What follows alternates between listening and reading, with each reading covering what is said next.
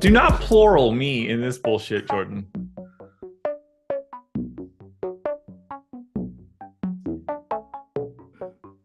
And we are live. Welcome to the NBA Deeper Dive. It is Wednesday, April 12th. I am Josh Engleman. I am joined by Adam Scherer. We are brought to you by PrizePicks. And just like yesterday, 2-game slate, just shittier teams. But we're going to do the exact same thing that we did and break down every single bit of this. Who will be today's Jalen Johnson? Who knows? Hit the like button, subscribe to the channel, hit the notification bell so you know when everything goes live. What's up, Adam? Not much. More playoff basketball. Better than regular season. You got anything live for baseball? I just played cash. Oh, yeah. I just played every team that sucked. So we can go a different direction with it. Last I looked, I was up a bit on DraftKings, down a bit on FanDuel, but don't know. Ooh. Well, I'm going to pretend like I don't know what's going on, but Colorado's got 2 on with 1 out. I have the Rockies, so a couple extra runs will help there. But I also had the Cubs. They scored 2 runs, so they suck. I had the Yankees. They scored 4 runs, so they suck too. So the Rockies don't just shoot out of a cannon offensively right now. I'm going to just have less money than I did yesterday, which is fine. I don't care. Right now, it looks like I'm up like 400 on DraftKings and down like 300 on FanDuel. So nothing. Take what you can get. Hey, that's profit, brother. At the moment. Did you watch any basketball yesterday? 0 minutes. There you go. All righty. I watched the Royals. Jalen Johnson, hilarious. It's funny because he smashed. He played 13 minutes. I'm not even mad that I didn't have him. Right. I was thinking that because I knew, I was kind of just pulling up the game because I'd played cash on FanDuel, but also just kind of to see how things were shaking out. So I was looking at the box score, and well, first I think what prompted me to bring it up was I saw one of the Hawks beat writers tweet something about Jalen Johnson, and I was like, oh, well, I guess that means he's on the floor. And I looked, and he had 6, 4, and 3 in 4 minutes. Yeah. And I'm just I mean, okay, you can't do anything with that. And then he still ended up playing 13 or 14 minutes. DeAndre Hunter barely played. He was in foul trouble. John Collins barely played. So, I don't think that we were very far off on the rotations. No. Clearly, if somebody was going to tell you that you were going to get 2 to 3 fantasy points per minute from Jalen Johnson, you maybe would have been more willing to play him. But yeah, that was just one of those where he happened to get in, probably played more minutes than he ever otherwise would have because of 1, playing incredibly well, and 2, foul trouble. It's just, it happens. But it was a learning experience because at least we learned that Quinn Snyder doesn't mind using him. Sure. Yeah. You learned that he is actually a functional piece in a Quinn Snyder playoff rotation. You didn't learn anything else, though. You can't go back. No. The next Atlanta game, you can't go in, because this is also one of the really fun things about the postseason, which last year it really sucked because everything just kept replicating itself. But you'll see so much more recency bias in postseason DFS than you do regular season. And so I fully expect that if there's any reason to play Jalen Johnson next game, people are going to do it. And it's going to be okay, well, that shouldn't have been the lesson you learned. The lesson you learned is that he's in the rotation, but him being a guy that, just flirts with double doubles in 14 minutes is not what you should have learned. Yeah. I would go back in time and do it the exact same way. I won't expect him to play any real significant minutes. He'll get whatever spillover I don't have for the rest of the team come Friday. For sure. And the big sign for me, he ended up being 7.5% owned in the big DK contest yesterday, which I thought was preposterous when I first saw it. Who else did I say was below him?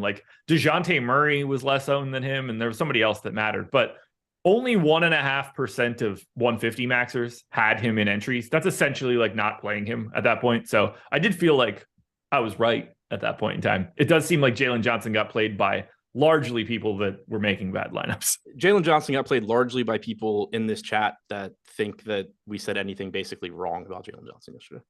So that's like what we said about Jalen Johnson yesterday was he may not play. I think you said you had him projected for no minutes. I said, I don't know, 4 to 6. Like, then you get DeAndre Hunter in foul trouble and you get John Collins getting played off the floor. Like, yeah, clearly Jalen Johnson's going to pick up a few more minutes in that case. Yeah, the more interesting thing is that Saddiq Bey played 31 minutes yesterday. Right. Like, that's a more interesting takeaway to me. Like, if you told anybody Jalen Johnson played 13 minutes, they still should have wanted 0. Yeah, like I said, I wouldn't, knowing what we got, I wouldn't change a single thing that I did. I'd be like, I wonder where those minutes came from. Probably DeAndre Hunter. And like, I would have worked that trickle down effect out differently. Maybe you give an extra minute or two to Saddiq Bey, but I had like, if you knew the minutes for sure, Saddiq Bey is like the guy that you get to the most out of Atlanta of all of those guys, because 31 minutes is a staggering projection in comparison to what he had. Did Jalen Noel ever step on the floor? I know he didn't in the first half. He played like Jalen Johnson, basically.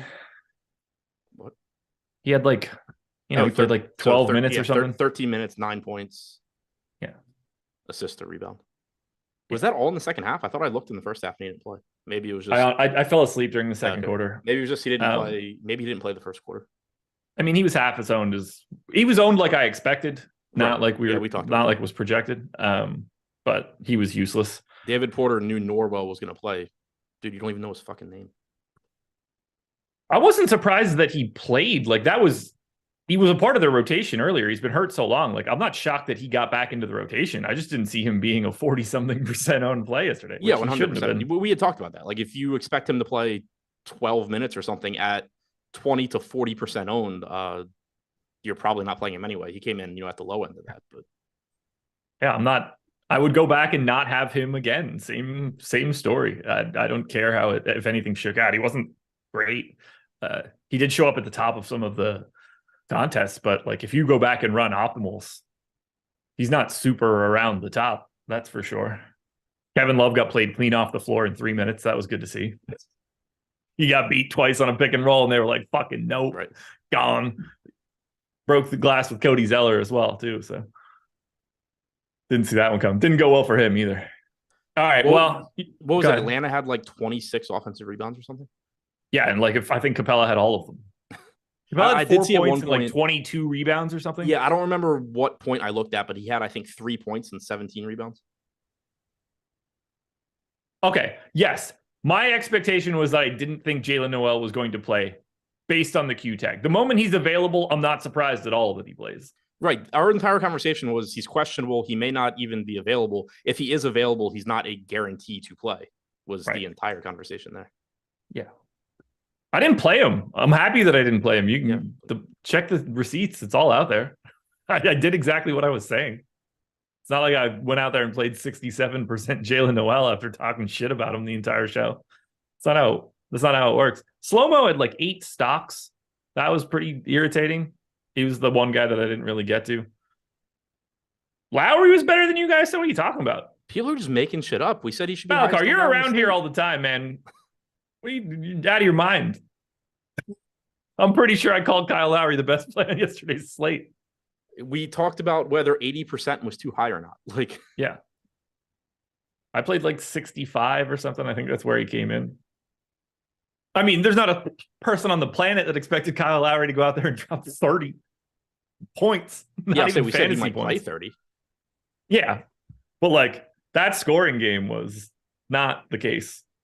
No one's thinking that's happening. I mean, Bam didn't score in the first quarter. That was aggressively irritating. But anyway, let's get to today's game.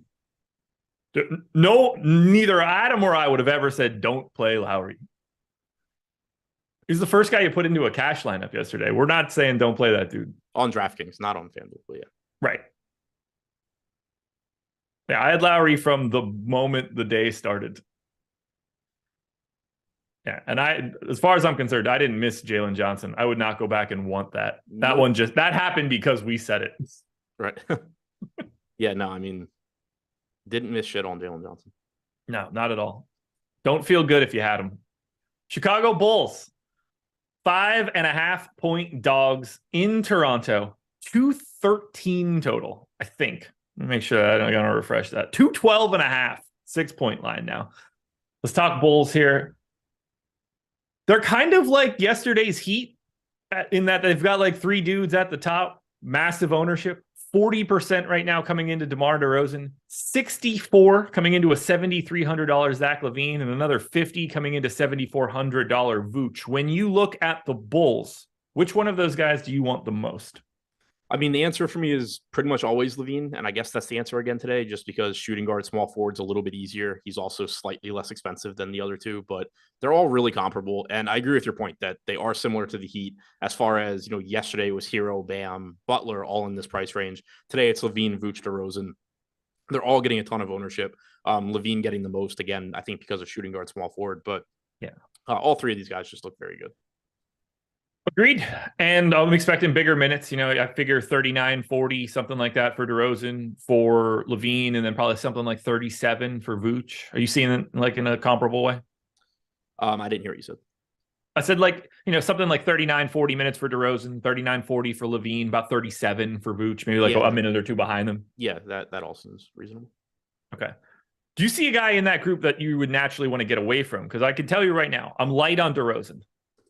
No, I mean, if it ended up a situation like I know you had yesterday where, you played Bam, you played Hero, you didn't get a lot of Butler. Like if that happens, fine. But there's nothing that I'm looking at here and saying like, oh yeah, I would expect to not get much DeRozan or LaVine or Vooch, whatever it may be.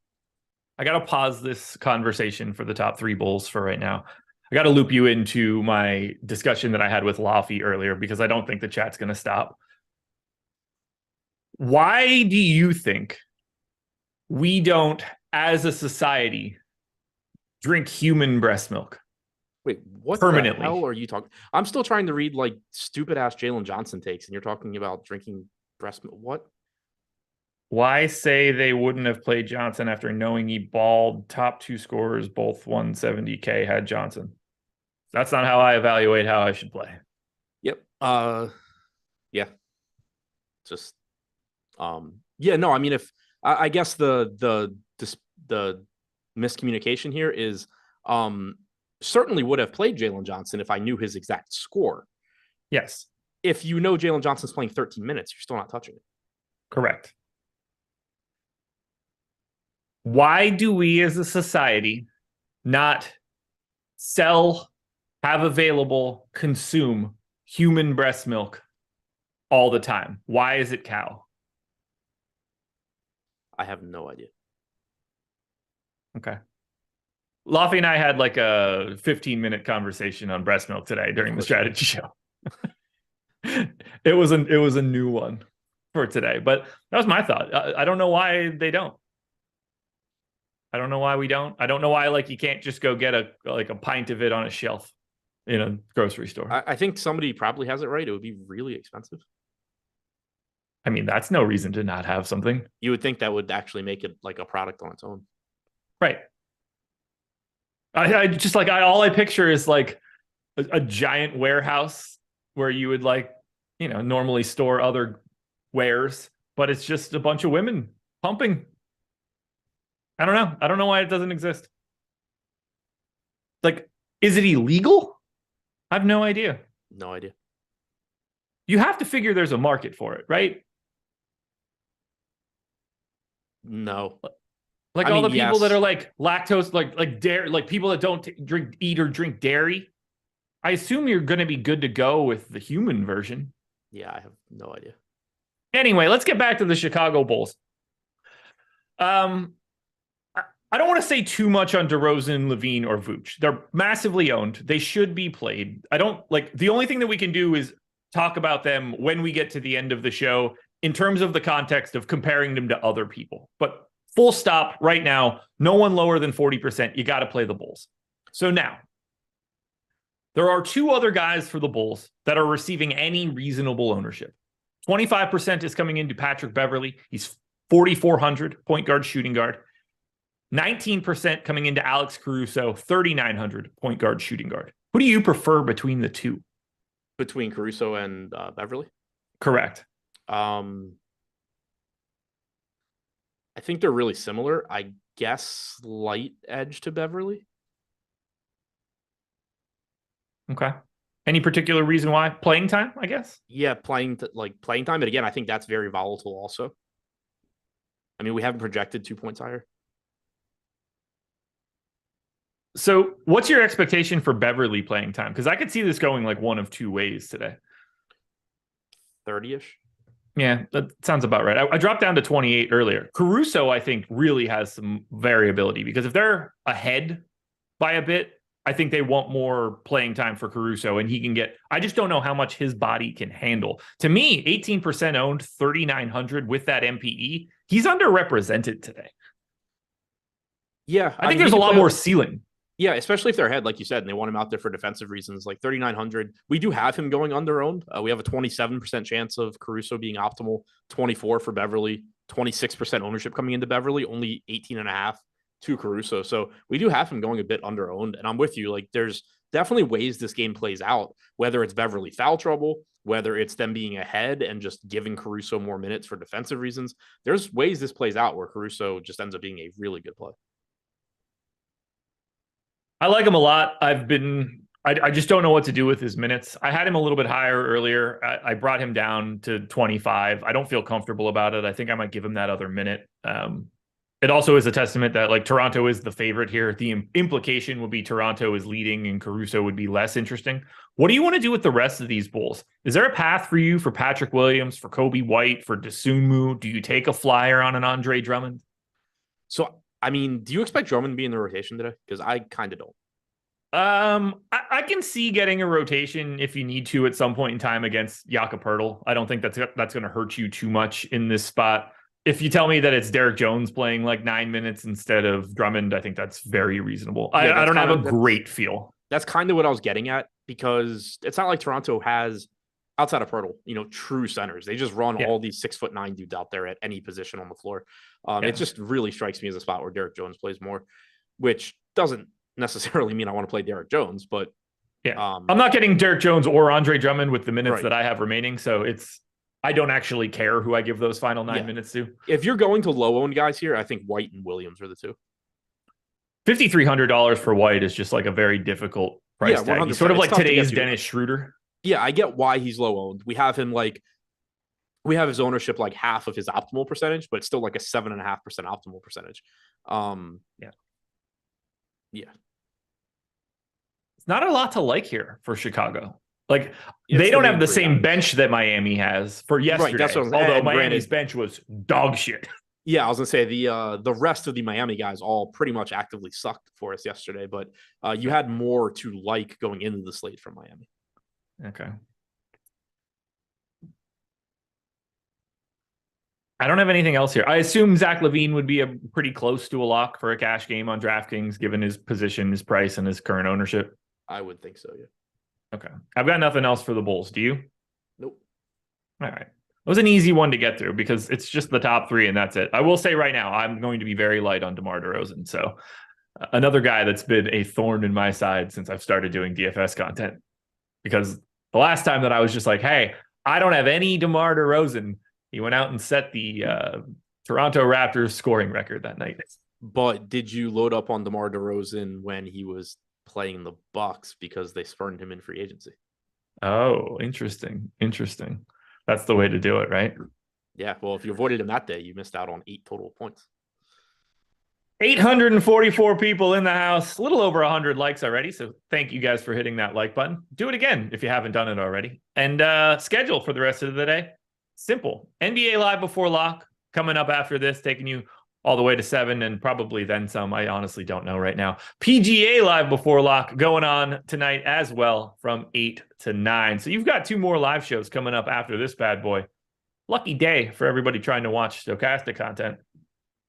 Told everyone yesterday Hawks 5.5 was too good. I told Jordan Klein before this show Hawks outright. So, what are you going to do? You should have taken Wish I could have bet a $1 billion bet. Yeah, that was fun. Those guys were morons. But yeah, I liked Atlanta yesterday. Did you see the clip that Lofty retweeted, which was just amazing? of Barkley telling people not to watch the basketball games that are on TV. Oh, I knew that he did it. I didn't know that Lafayette retweeted it. Oh, yeah. It was amazing. It honestly made me think of something I would do at just like peak me trying to make a point. Like just being on this broadcast being like, yeah, don't watch this shit. Here to talk Toronto. Yeah. Fascinating team for today. Raptors, pretty solid favorites here at home against the Bulls. Kudos to them for being able to get a home game that isn't in Tampa. You know, they're gone for a bit. 30% ownership coming to Van Vliet, 15 to Siakam, the most puzzling one to me, 6 to OG Anunoby, 35 to Scotty Barnes, 60 to Gary Trent, and another 50 to Jakob Poeltl. Let's start with the two main guys for Toronto. 8,400 for Van Vliet, 9,400 for Siakam. You get the power forward center eligibility. I think both guys are like properly owned. Yeah. I think Siakam's going a little bit under owned, just given that it is the postseason. He's probably playing like 40 minutes. And obviously he's really good. He's capable of having a big game. We know Van Vliet has cut in his production a bit as the season has gone on, but it's just kind of weird to me seeing 14% ownership. But, you know, I guess it's kind of like yesterday where you don't have a lot of, or much at all, like really good cheap value. It's just going to be easier to get to these other guys. Van Vliet does look like he's pretty much in line with where he should be. 33.5% chance of being optimal, 31% ownership. That's, you know, nothing notable there. Yeah, I was a little surprised to see Siakam as low as he was. I'm really not getting to him either. Yeah. So after you dig into it, it's like, well, you've got Brandon Ingram $600 more expensive than Siakam and projected as a significantly better play. Similarly, if you're paying up again, Shea projected very highly over Siakam. So it's a little bit easier to just go. And now, like, Siakam has more ownership than Shea, but it's just another option there. And the guy that's directly below Pascal Siakam in price is the guy that I desperately want to get to, but we'll have that conversation in a bit. I want to go to the guy that I'm most intrigued by. I don't even want to go to the guys that are getting the ownership. Why is OG Anunoby 6.5% owned here? I have no idea. I understand why OG Anunoby is lower owned than Scotty Barnes and all of the other four starters. I understand that, but I have no idea. Like, he's going to play big minutes. You know, yeah, he's not a great fantasy producer, but he's not bad. It's not like we're talking about like PJ Tucker out here running around and doing nothing. Like, OG Anunoby can certainly contribute heavily from a fantasy standpoint, and he should be out there for a ton of minutes, just like every other starter. So, again, if you want to tell me Scotty Barnes is better, I'm not going to argue that at all. And it's only a $100 price difference. But if anybody wants to lay 7-1 on Scotty Barnes versus OG Anunoby, I'm taking Anunoby every day. Yeah, I've got 29% of Anunoby right now. Do I think he's going to be 6.5% owned? No, I think it's going to come in at like 11. And I'll still be very happy to have all of that Anunoby. If it comes in at 11, that's still too low to me to a degree. Agreed. Very anxious to see what his ownership looks like for 150 maxers versus the public, because I think there's going to be a chasm on this one. With the way things look right now, I would almost guarantee that 150 maxers, like your best players, are significantly higher than everyone else on OG Anunoby. When I first saw the ownership, I thought I looked at his price wrong. And then I saw that it was 6,900. I was like, no, it's still not even like a problematic price. I just assumed he was like 81 or 79 or something. The only reason it's problematic is that it's not much less expensive, not only than Barnes, but also DeRozan, Vooch, and Levine. Yeah. So you get all of those guys that project better. Yeah. And they're just going to show up in lineups more. And then you also get, like, people are going to save some money by going down to Lou Dort, Herb Jones from the next game. I think that's a position where you'll see people do that as well. And so that's why he is going to be low owned. Again, maybe not 6%, maybe 8, 9, 10, but he is going to be low owned for all of these reasons. But that's all medium projection. It's not factoring in range of outcomes. And this is a dude that's going to play a lot of minutes at low ownership. It's so difficult on a 2-game slate to get somebody that can play 40 minutes and is a competent fantasy producer, which OG Anunoby is. That said, 7K small forward, power forward, Scotty Barnes pulling 35% ownership. To a degree, I think he's underrepresented too. I think he looks fantastic. He's like just like a better version of OG Anunoby. Barnes. Yeah. Better version of Anunoby. Like, the ownership is more in line with where it's supposed to be. Yeah. But I'm still happy to get there. Like, great flexibility. Price tag still works for me. Like, minutes are going to be there. Yeah. That's why I kind of did a double take, because you said better version of Anunoby, and he is clearly from a projection standpoint, but from like a leverage standpoint, Anunoby is the better one. Let's get to what I think is probably the best play on the slate in terms of ease of access. Shooting guard, small forward, $4,200 Gary Trent, pulling 61% ownership right now. I've got slightly more. It just fits. It's just too easy. Like Kyle Lowry play. I think he's better. Sure, but because I mean, there's not as much of a question of like exactly how many minutes are they willing to play him. But yeah, I mean, he's coming off the bench, but still playing big minutes here. Like you don't expect Flynn or Doughton or these guys to exist anymore, Will Barton to exist in the postseason. Like this just becomes Gary Trent probably playing 30. I give him 29 just to be safe. I still have 79% of him. So yeah, something like that. Shooting it's just like as well. Yeah, he's the first guy you put into a cash game. Like it's just he's in there no matter what. Like that's the place that you get the salary to save to get to everything else. I don't.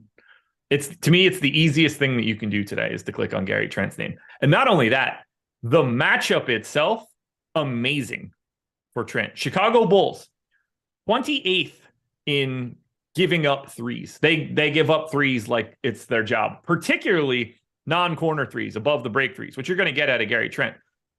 The only thing you're going to get out of Gary Trent is shooting. So the team that gives up the most threes, or basically gives up the most threes, leading into Gary Trent playing today, sign me up for all things Trent. I think the real tricky piece is Jakob Poeltl. He's 5,700. He's center only. The price is exceptional for Poeltl today. He's 53% owned. That's a pretty healthy number. I'm a little nervous about his playing time. But even if he plays like 24 minutes, it's not all that outlandish for him to score like 32 fantasy points and still be totally viable. Yeah, I agree. Fucking really? What? That's the best you're going to give me for like any conversation on Jakob Poeltl? Yeah, I agree.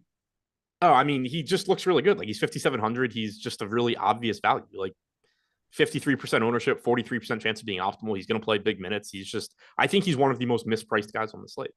Okay, so that's why we're trying to get into this conversation. I don't necessarily think he's going to play big minutes. This is an active spot where his defense on someone like Vooch is not as important as it would be in other series because of the way that Vooch is going to be able to space the floor. So maybe when Patrick Williams is out there, Jakob Poeltl is able to still be out there. He guards Patrick Williams. He doesn't have to do all of that much. But it wouldn't surprise me at all if they went to a significantly bigger piece of Siakam at the 5 in a situation like this. And in this case, just simply gets more minutes to someone like Gary Trent. But I'm still giving Poeltl 28 minutes. Even if I dropped him down to 26 because I'm nervous, he's still a fantastic play. But I think he's live to play a little bit less in this spot. Yeah, I mean, I guess I could see that. I don't really know how much. Like they could go that route. I just don't know that they will. Because I think we're going to see like a pretty sizable amount of Zach LaVine on the ball in this one. DeRozan's just in for some tough sledding, just given the defensive matchups that are going to be out there. It doesn't really fit his style. And if they just don't, like if it's not working for Jakob Poeltl in any sort of drop coverage, I think that's the first sort of like dial you turn. Yeah, I mean, for what it's worth, they played Chicago on February 28th. And the closing lineup, Poeltl didn't play the fourth quarter. He still played 26 minutes, but the fourth quarter was Anunoby, Van Vliet, or the closing lineup rather was Anunoby, Van Vliet, Siakam, Barnes, Trent, and no fourth quarter minutes for Poeltl. And I do think there's a very good chance that is the closing lineup. So I do agree with you there. Yeah, Kick's good. The exact reason is that they don't need him out there on Vooch. Yeah, just because somebody's 7 feet tall doesn't mean you need another 7, like that you need Poeltl. Yeah. Poeltl's a pick, like he's a drop big, great rim protector. If you're going to have someone stretching the floor like that, Siakam can handle Nikola Vucevic just as well as anybody else. So, all right. So we've talked about everybody that's like getting ownership. Can you make any case for a Chris Boucher? I assume there's no case to be made for a Chua since he's center, and that's why I went to Boucher. Yeah. I mean, the case for Boucher is he's a good point per minute guy, and if somehow he gets minutes, he could be useful. But he's also not cheap. Like if he were like 3,600, I think you could make an easier case. Here it's pretty tough. It's just like, what's it look like for Chris Boucher to have a big game here? Like what happened for that, for him to have a big game? I think mostly it's skewed towards just like he has the most efficient game he's ever had, which I'm certainly not trying to chase. I think it's like a Pascal Siakam rolled ankle in minute 1. Like if you can come up with a path to Boucher playing enough minutes to matter that doesn't just involve Pascal Siakam getting hurt, then I would be really interested in it. But I don't think that there's really anything beyond that. Like, even if Poeltl plays less, you're expecting Trent to play more, not Boucher to play more. Right. Like, every team's got one guy that's going to look significantly better if someone gets injured. Boucher's that guy for Toronto, but I don't think that's actionable. He's 1.8% owned. I mean, he's today's Jalen Johnson, but at least he's in the rotation. Right. And I assume it's Boucher and Achua in the rotation and no one else. You stopping it at 8 here? Assumption, yes. Here comes Toronto playing 11 dudes today. Yeah. Nick Nurse going to be like, I saved these guys for the postseason. You can't play Precious today, right? I don't think so. It's just like a worse version of Boucher, right? Yeah. Like, Boucher, if he was like power forward center, you could start having a conversation. Well, like, I don't think you're having any conversation either way, but just center, like that feels impossible. Right. Boucher is the better point per minute guy. He's got the better position. He's slightly less expensive.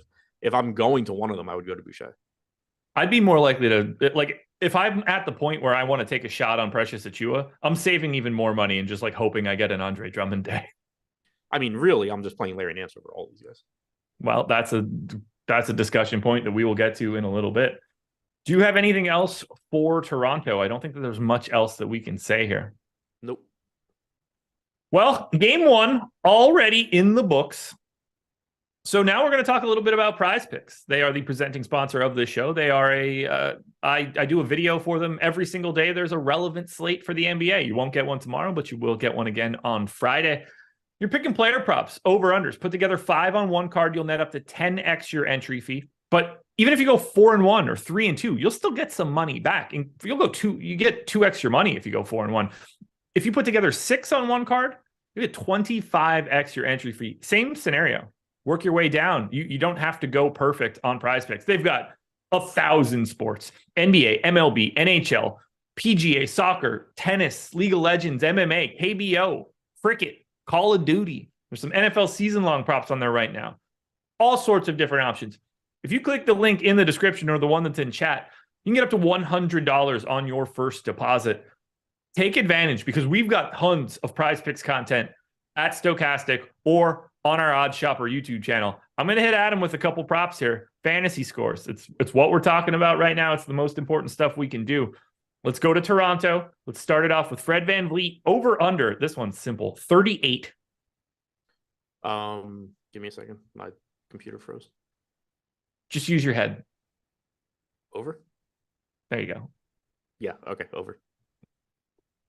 I mean, if you think Fred VanVleet's playing 40 minutes today, you got to assume that he's less than a fantasy point per minute guy in this spot. That's going to be a tough sell for me. We have him at 40.4 fantasy points. I'm at 42. We'll go to another Raptor, someone that we were pretty interested in on the DraftKings side.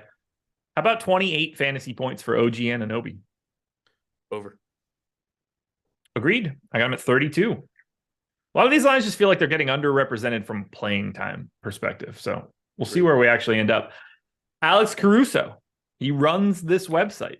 He also has a prop. 14.5. Over. Yeah, I think that's the one I'm actually most confident in. You and me both, especially with the FanDuel style scoring where steals are worth 3. I mean, that's like his bread and butter. If he's going to be out there for any additional minutes, expect some turnovers. Although Toronto turns the ball over the least of any team in the league, so don't expect too many turnovers. We'll do one more. Who will be good here? There's not really anybody else from Chicago that's interesting. Patrick Beverley, 18.5. That one I'm not touching.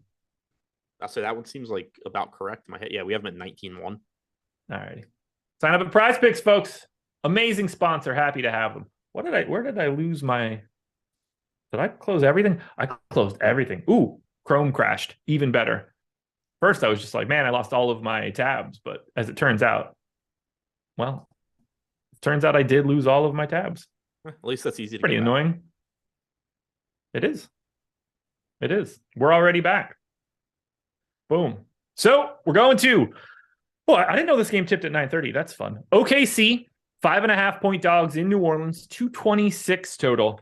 This is where we start to have some interesting conversations because This is going to be basically like the first time we've had Oklahoma City play a game where they should run a playoff rotation. What that rotation looks like, not entirely sure, but let's start at the top. 10,500 for Shai Gilgeous-Alexander, projected for 11% ownership. My assumption, it's going to end up looking a little bit like it did for LeBron and AD yesterday, and that's going to be like 16 or 17 instead of 11. But how do you feel about Shai? Can you get all the way up to him? Yeah, if you can, feel good. Like, he's projected to go a little bit under owned, which does suggest that you can get to him, but also a 17% chance of being optimal, still relatively low. But he should play a ton of minutes. Obviously, he's one of the best point per minute guys on the slate. The thing that's going to make it difficult and why that ownership is projected to be so low, though, is just how cheap the Chicago guys are. Then you factor in that Brandon Ingram is less expensive than Shai. CJ McCollum is a lot less expensive than Shai. It just becomes hard to prioritize him because there's not a lot of really good value. And it does kind of start pushing you towards playing more Alex Caruso, Patrick Williams, Patrick Beverly, Chris Boucher type guy, rolling the dice on guys like that I ideally wouldn't really want a lot of, but that's kind of the issue with SGA. But, again, the optimal percentage accounts for all of that because it's giving you how often he's in the optimal lineup. So it does, by definition, factor in how weak the value on the slate is, and he's still projected to be a bit on their own. Yeah, I got to 16%. I'm pretty happy there. I got to some AD and LeBron yesterday, and I was right around the field. That's kind of where I want to be. Let's talk about the guy that's pulling the most ownership for Oklahoma City. $5,400 small forward Lou Dort, 45% owned. I didn't get to 45%. I actually thought that I would have had a ton of Dort here. I did knock him down a minute, down to 37. The way that this looks, I might give him that minute back. Let's start, before I ask you your opinion on Dort, which I assume you're going to love because of the position. SGA, Jalen Williams, Josh Giddey, Lou Dort, they've been the guys that play real starter minutes every day for Oklahoma City. What are you expecting out of them today? Because this is different now. 38, 39, 40. Yeah, okay. We're on the same page. I had 38 across the board for Williams, Giddey, Dort, and I had 40 for SGA, and I knocked them all down to 37, and now I think I'm going to go back to 38s across the board. Although maybe not on Giddey. We'll have that conversation in a second. How you feeling about Dort? Just obvious today? Obviously a good value, probably is going a bit over owned, but it's another one of those where he has a 35% chance of being optimal, 45% ownership percentage. You're not looking at that saying oh, I don't know what people are doing. I'm getting away from Lou Dort. You're looking at that saying all right, that's a spot that potentially I can find some other guys in his price range that are lower owned than comparable, but clearly a good point per dollar play. Corey Shea hit us with the super chat. Do you guys take into consideration defensive matchups like Caruso versus Van Vliet, McCollum versus SGA? I do not. I'll say it kind of depends how you're asking that question. In terms of am I not playing Van Vliet because of Caruso? No. If you're going to try and figure out minutes based on what teams are likely to do defensively, like we were just talking about with Toronto, then yes. But it's more of a minutes thing than a guard versus guard thing. Yeah. Yeah. The individual matchups are going to just get handled via the projection system, the game lines, stuff like that. But figuring out rotations, that's the key piece for it all. There's too much switching in basketball nowadays for that kind of stuff. And transition. Yeah. All righty. Okay. I don't even know how to pose this question to you. Josh Giddey is 8,800. He's point guard, shooting guard. That's a pretty sizable price tag. You are paying up to be contrarian here because he is 7.5% owned. I'm looking at Josh Giddey as a more expensive version of OG Anunoby today. I love the idea of getting to him. I think he looks way, way under-owned in my eyes. I'm with you. I think he plays a lot, and he's obviously a really good player. And the thing with Giddey is, we've seen it throughout the season. He's always really popular when SGA is out, and then not as popular when he's in. And to an extent, that makes sense because clearly when SGA is out, you're getting more opportunities for Giddey. But in the games that SGA missed, Giddey averaged 1.3 DraftKings points per minute. In the games that SGA played, Giddey averaged 1.2 DraftKings points per minute. It's not you're getting a huge difference there. You still have a massive ceiling for SGA or for Giddey. And so, and this kind of goes to what APKS just said in chat. So I disagree with his actual message saying, that he thinks SGA and DeRozan have bad games because Anthony Edwards did. But it does go to the point that you don't know exactly how teams are going to defend, especially in a 1-game sample size of a postseason matchup. There is some chance that they just sell out to stop SGA from beating them, and Josh Giddey goes nuts. Like, that is entirely possible. It's not the most likely case, because the follow-up to like a team trying to decide if they're going to sell out on SGA is that Josh Giddey can just tear them up. But like, it's possible. I'm getting 33% Giddey right now at that ownership. So I can't give him another minute or it's going to become a problem. But to me, he's the guy that I want to take a stand on for today that's not getting any ownership, that allows me to be less duped than most other situations for today. Like, he's a good per minute dude. Yeah, completely agree. He took a huge step forward this year in terms of shooting. He's a good playmaker. Yeah. I was not a fan of Josh Giddey coming into this season. He has improved. Yep. I don't love his long-term like outlook, but I'm a fan for right now. Jalen Williams, 20% owned, 6,700 power forward only. Seems about right to me. I don't really have much to say for him. Yeah, it just seems about right. You know, he's clearly not as good when SGA plays, but he has taken substantial steps forward as his rookie year has gone on. I had mentioned it, towards the end of the regular season, but like, if you looked at the games that Giddey and SGA played over the course of the entire season, Jalen Williams was at like 3/4 of a fantasy point per minute. If you looked over the last like 2 months, going back to basically the start of the new year, at the time that I was talking about this, obviously it's been longer now. He was up to like a fantasy point per minute and averaging 34 minutes per game. This is somebody that just very clearly took a step forward, improved over this course of the season as a rookie. It's not the same as Quentin Grimes that we were talking about the other day, where like he shot hot for a week and we decided he got better. Jalen Williams just got better and started getting more playing time as a result. So you're not looking at him as like a huge priority at 6,700, but he is likely to play upper 30s in minutes, and he's likely to give you around the fantasy point per minute. And then also, if you are not even like buying in is not the right word, but in that hypothetical where SGA does sort of just get taken away, Jalen Williams is the guy after Giddey stepping up. Yep. Unless Dort's feeling it today. Yeah. Cool. Okay. So one other guy that we have to talk about from an ownership perspective is Isaiah Joe. He's 4,100. He's shooting guard, small forward. He's like the alternative to Gary Trent today, basically. To me, he seems like the next guy up for OKC. 23% ownership seems about right. Like, this just looks like a good value play that fits. Yeah, I think he's a good value that fits. I'm a little concerned with him, though, just because there are different ways OKC can go with this rotation. Oh, yeah. Whereas, like, with Gary Trent, never going to say, never say never, but we know what Nick Nurse is doing with Gary Trent, and he's playing him, 30 minutes or so.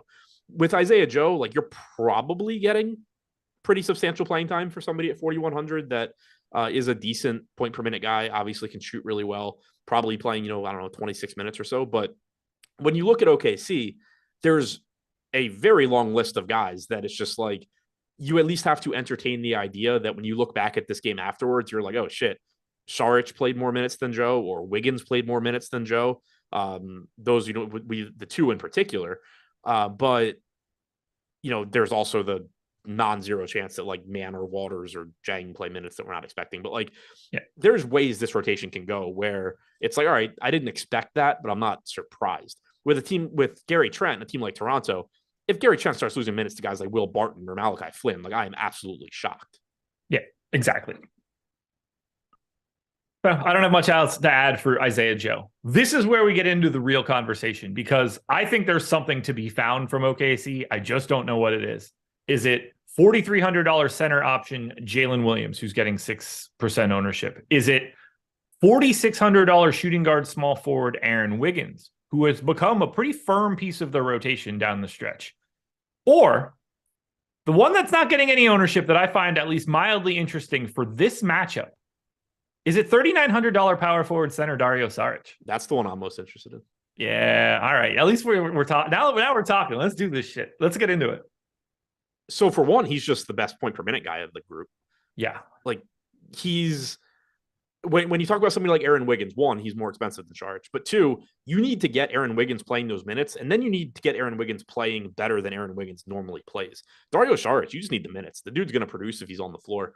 And this just strikes me as a game that ends up kind of devolving into just a small kind of like 5 outs, not the right word, but just a small game, I think. And I think sets up nicely for Saric. I mean, it feels like Saric is playing now. The only way that I see this going a different direction is if they decide to not use Saric and go to like Jalen Williams instead, because it's Nance on the opposite side, or it's neither one of those. Which Jalen Williams you mean? Jalen Williams, not the center. Okay, yeah. I was gonna say you mean like if they go to their starting center, but I was because if it's close, I think you and I are on the same page. Larry Nance is closing the game for the Pelicans as long as he's physically able. Right. I expect Nance, as long as he's good to go, to close this game for the Pels. I expect the closing lineup for the Thunder most likely to. So it's going to be. So you're looking SGA, obviously. Shit, I lost the page. All right, SGA. It's SGA. Yeah. It's okay, SGA, Dort, Giddey, Williams. Yeah, and then it's like anybody. Could it be the other Jalen Williams? Sure, but I think it's most likely either Isaiah Joe or Dario Saric. I agree. I think it could be Aaron Wiggins as well. It could be, yeah. But when I look at this, I assume we're getting Nance in the closing lineup. I think it's just as likely that it's also not Joe Val in the closing lineup, even if it's not Nance. The Pelicans have had no problem lately to not play either one of those two guys. And I mean, then you're probably talking about the other Jalen Williams at the 5 for OKC or Saric. Yeah, or Saric. Yeah. The biggest problem here is that Dario Saric is also incredibly live to not play a second. Yeah, we haven't really seen that from their end of season rotations, though. I mean, he played 3 games in a row, and then prior to that, he played 3 minutes across 5 games. Like, he hasn't exactly been like all over. Like, I think it's interesting that he didn't play on Sunday. I agree with that. But when you look at the games down the stretch where OKC actually started needing to win games, Dario Saric was getting minutes. Dario Saric, so, throwing out the game, Sunday, like you said, but April 6th, Dario Saric played 23 minutes off the bench. Against Golden State on April 4th, Saric played 19 minutes off the bench. You were getting him, not getting minutes in a lot of these games when OKC was suddenly like the 7 seed or the 8 seed and wasn't in like must-win situations. He played 14 against Phoenix, 4 games from the end of the season, which, obviously is the least that I just mentioned, but you definitely saw his playing time ramp up as the games got more important. And then, like you said, he did not play in the game that meant nothing. Right. It's tricky. It's a tricky spot, but I think he stands out today given that power forward center. And if he really is 0.7% owned, but even if he's 3, this could be a chance where you can make a very, very different lineup construction where you are unique by having Saric and you can run a pretty chalky lineup everywhere else. Yep. Anything else for OKC? Nope. All right. We're going to touch on. So I'll just add this on. David Porter said, I'm scared the dude might not see the floor. Yeah, you should be. But this is where like risk reward comes into play. If like it's very difficult to make contrarian moves on a 2-game playoff slate that aren't actively stupid. You can find plenty of low owned cheap guys and say like, oh, well, if this game ends up being a 40-point blowout, maybe he'll play 12 minutes. But like outside of doing dumb stuff like that, it's very tough to find cheap, low owned, good point per minute guys that have a path to playing 20 minutes. Like there's no guarantee he plays 20 minutes, but you have to realize that pretty much any lineup, actually not pretty much, any lineup you make is a huge favorite to lose money. Like you shouldn't be afraid to take risks on something that might lose you money also, but actually can win you something. Yeah. I love Sarge today. It's a fun wrinkle. And you need salary savings somewhere. Like he starts to open up more of everything at the top.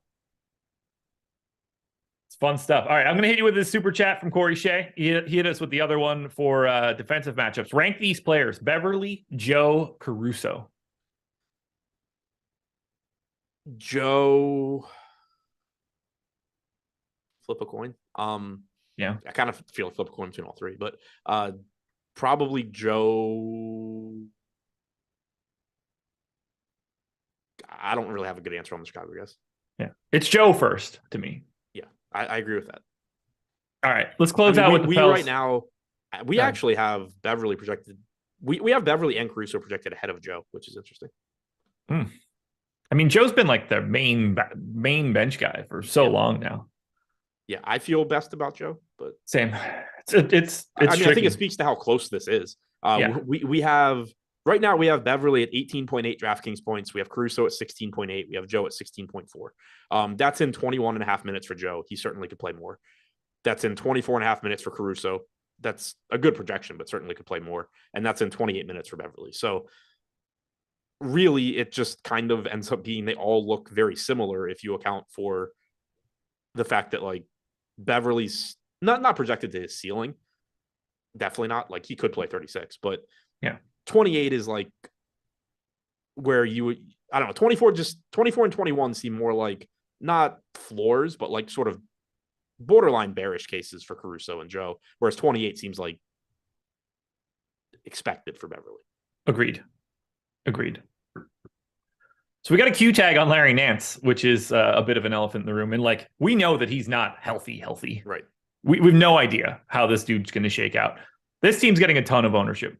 30 to Ingram, 45 to Murphy, 45 to McCollum, 35 to Herb Jones, 25 to Joe Val, 25 to Jay Rich, 50 to Larry Nance, and another 11 to Najee Marshall, who should not be getting 11% ownership. But if you're willing to play Najee Marshall at 3,200, you should be very willing to play Dario Saric at no ownership.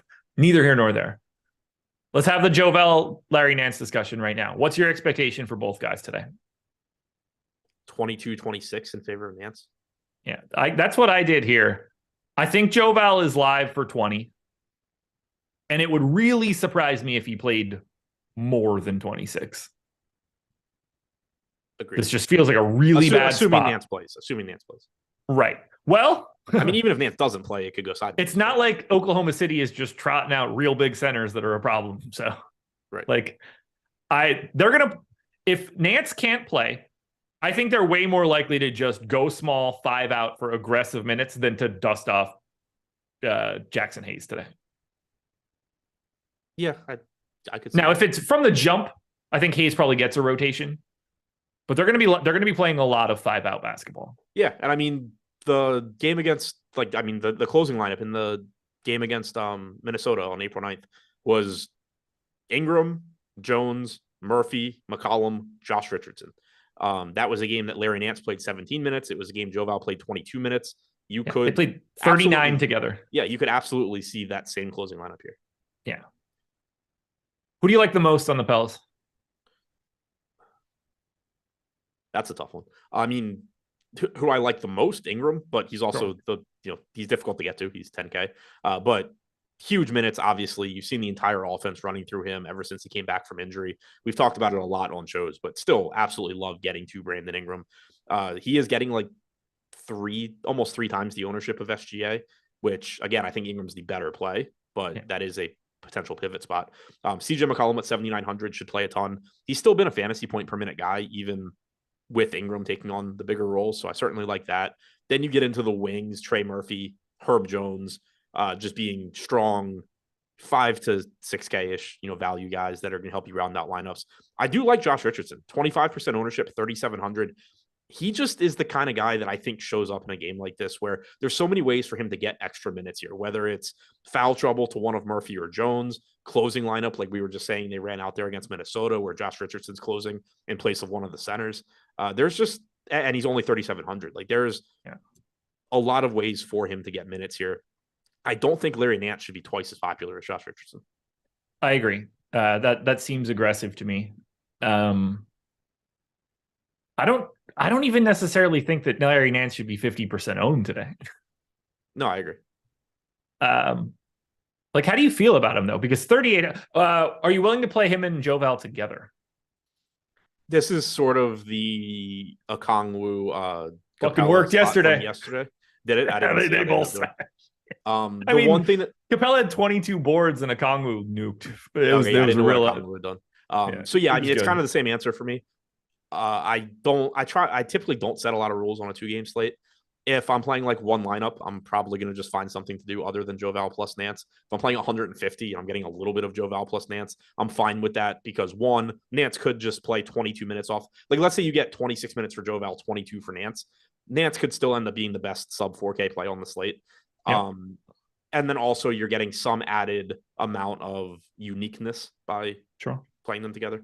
So, Okay. again, like I wouldn't want to be looking at 150 lineups and realize that I have like 80% Joval plus Nance together. But I probably would, I would definitely be fine with more than 0.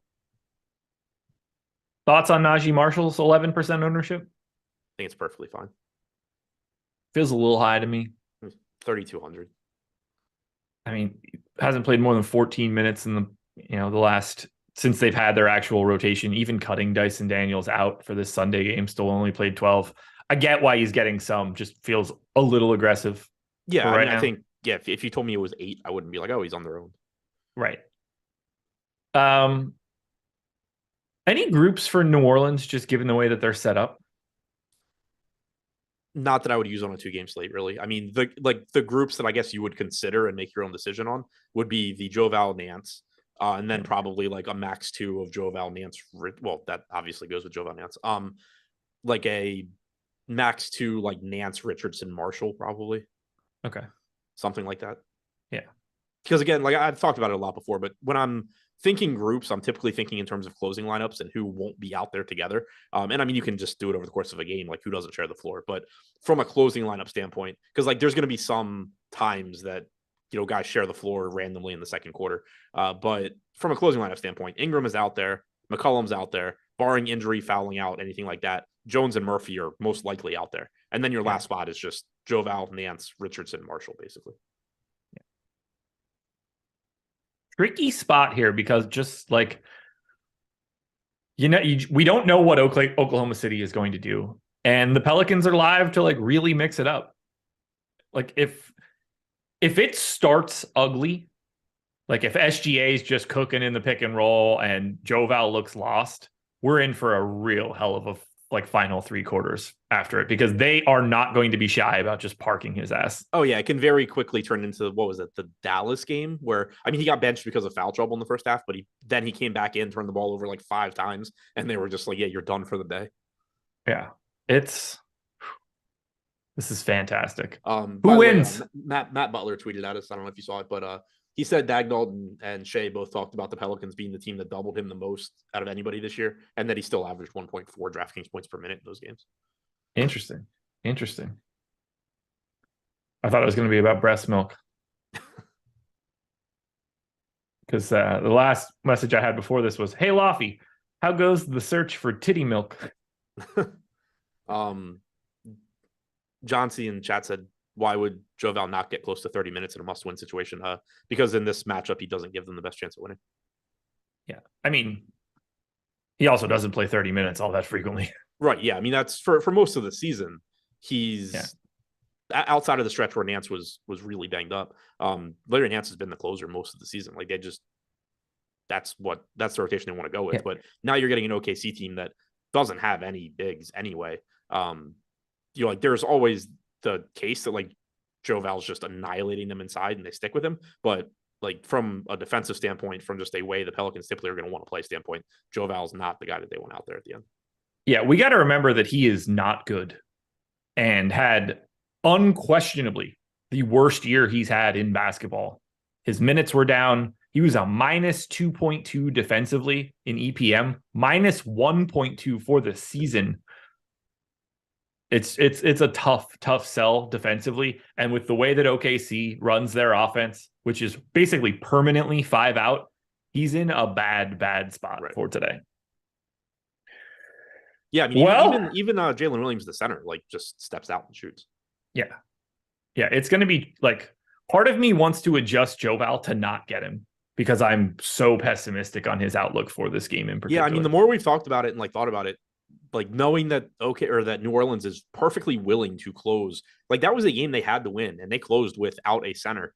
I think it's just like the most likely scenarios in terms of who is closing at center for the Pelicans. You can go back and forth between Nance or 0 centers. I think Joval is like the distant third. So do I. I don't think it's close unless he's having like a day where like that's the one thing. Like he cleaned the boards up. Right. If Joval just has one of those days where like at halftime he has 22 points and 14 rebounds, then the Pelicans might just say like, okay, this is offsetting him not being able to play defense because they can't do anything to stop him. That's the one like path. But Yeah, like even if Nance sits, I think they're just closing. Like if Nance sits, sure, that's good for Jovel's playing time projection because he's probably going to get a couple more minutes. But if Nance sits, I still think the closing lineup is just Josh Richardson or Najee Marshall. If Nance sits, I would be baffled if Jovel closes. I think as far as the closing lineup goes, it's still the same conversation we just had. If he's beating the living shit out of OKC inside, and that's offsetting, or more than offsetting, what they're giving up in terms of open looks and all of that, then yeah, maybe he closes. It's also a situation where you're probably going to need you need Jovel to be playing really well. You probably just need OKC to be missing shots because that's really what it will come down to. Is if they're not making shots and you're getting away with they're missing open shots and Jovel's just beating them up inside, you can keep going them. But it's like that's basically just relying on bad shooting luck for OKC, in addition to that, Jovel having a really big game. And then also banking on the coach deciding that because they're having bad shooting luck, he should stay with this lineup instead of saying like, hey, what if we stop giving them open threes before they start knocking them down? We're done here, folks. 6 p.m. It's time to get out of here. NBA Live Before Lock coming up next. PrizePicks, thank you for being the sponsor. Good luck, everybody. Got some basketball to watch later tonight. Going to be a fun one. No NBA tomorrow, so don't look for it. We'll be talking MLB, though. So we'll be around. Peace.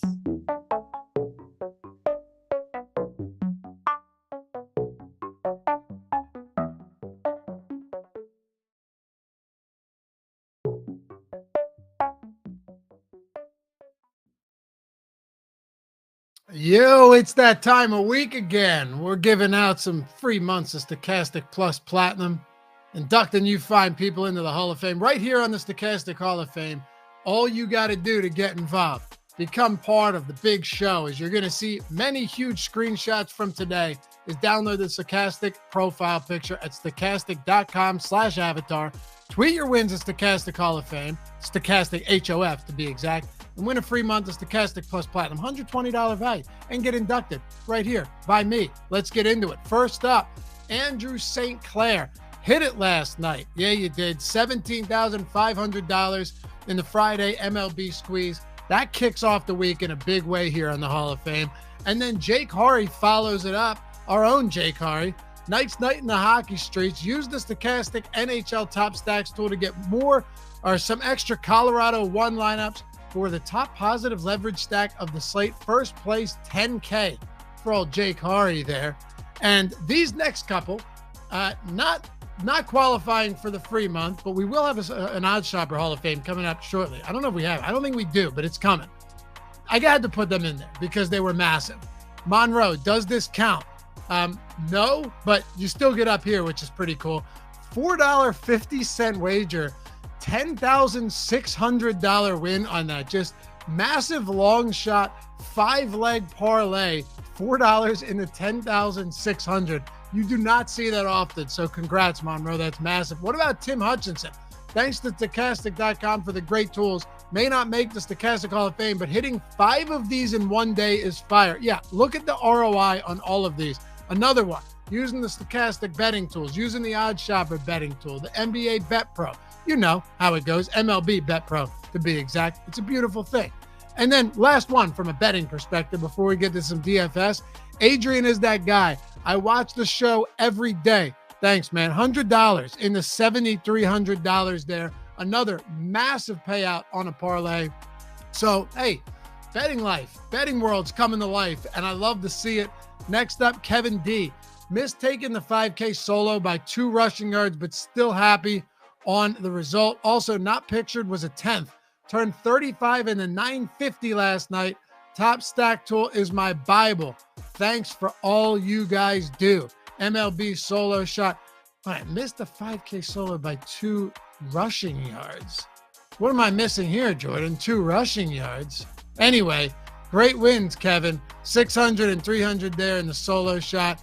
And then Kush God, the simple Stochastic Hall of Fame. Good start to the season. Yeah, $1,000 in the solo shot, first place. Big one there. And remember, guys, doesn't matter if you're playing in a field. As long as it's a field of 5,000 or more and you take a top 3, you're getting the free month. You're getting up here. Could be 25 cents to enter. Nickel, doesn't matter. Austin, the Masters was great. Sweating the last 18 holes was even better. Thanks for the data and resources that allowed me to earn second place finish in the birdie. $1,500 for Xmas time there, second place. And Jonathan Handy, hey, Stochastic, check out this cheeky win. Cheeky, huh? MLB win to start the season. Thanks all the great shows and projections. First out of 53. Oh, just got in there. Just got in for the free month. Congrats, Jonathan. And the final two, shout out to Stochastic for helping bring home the bacon.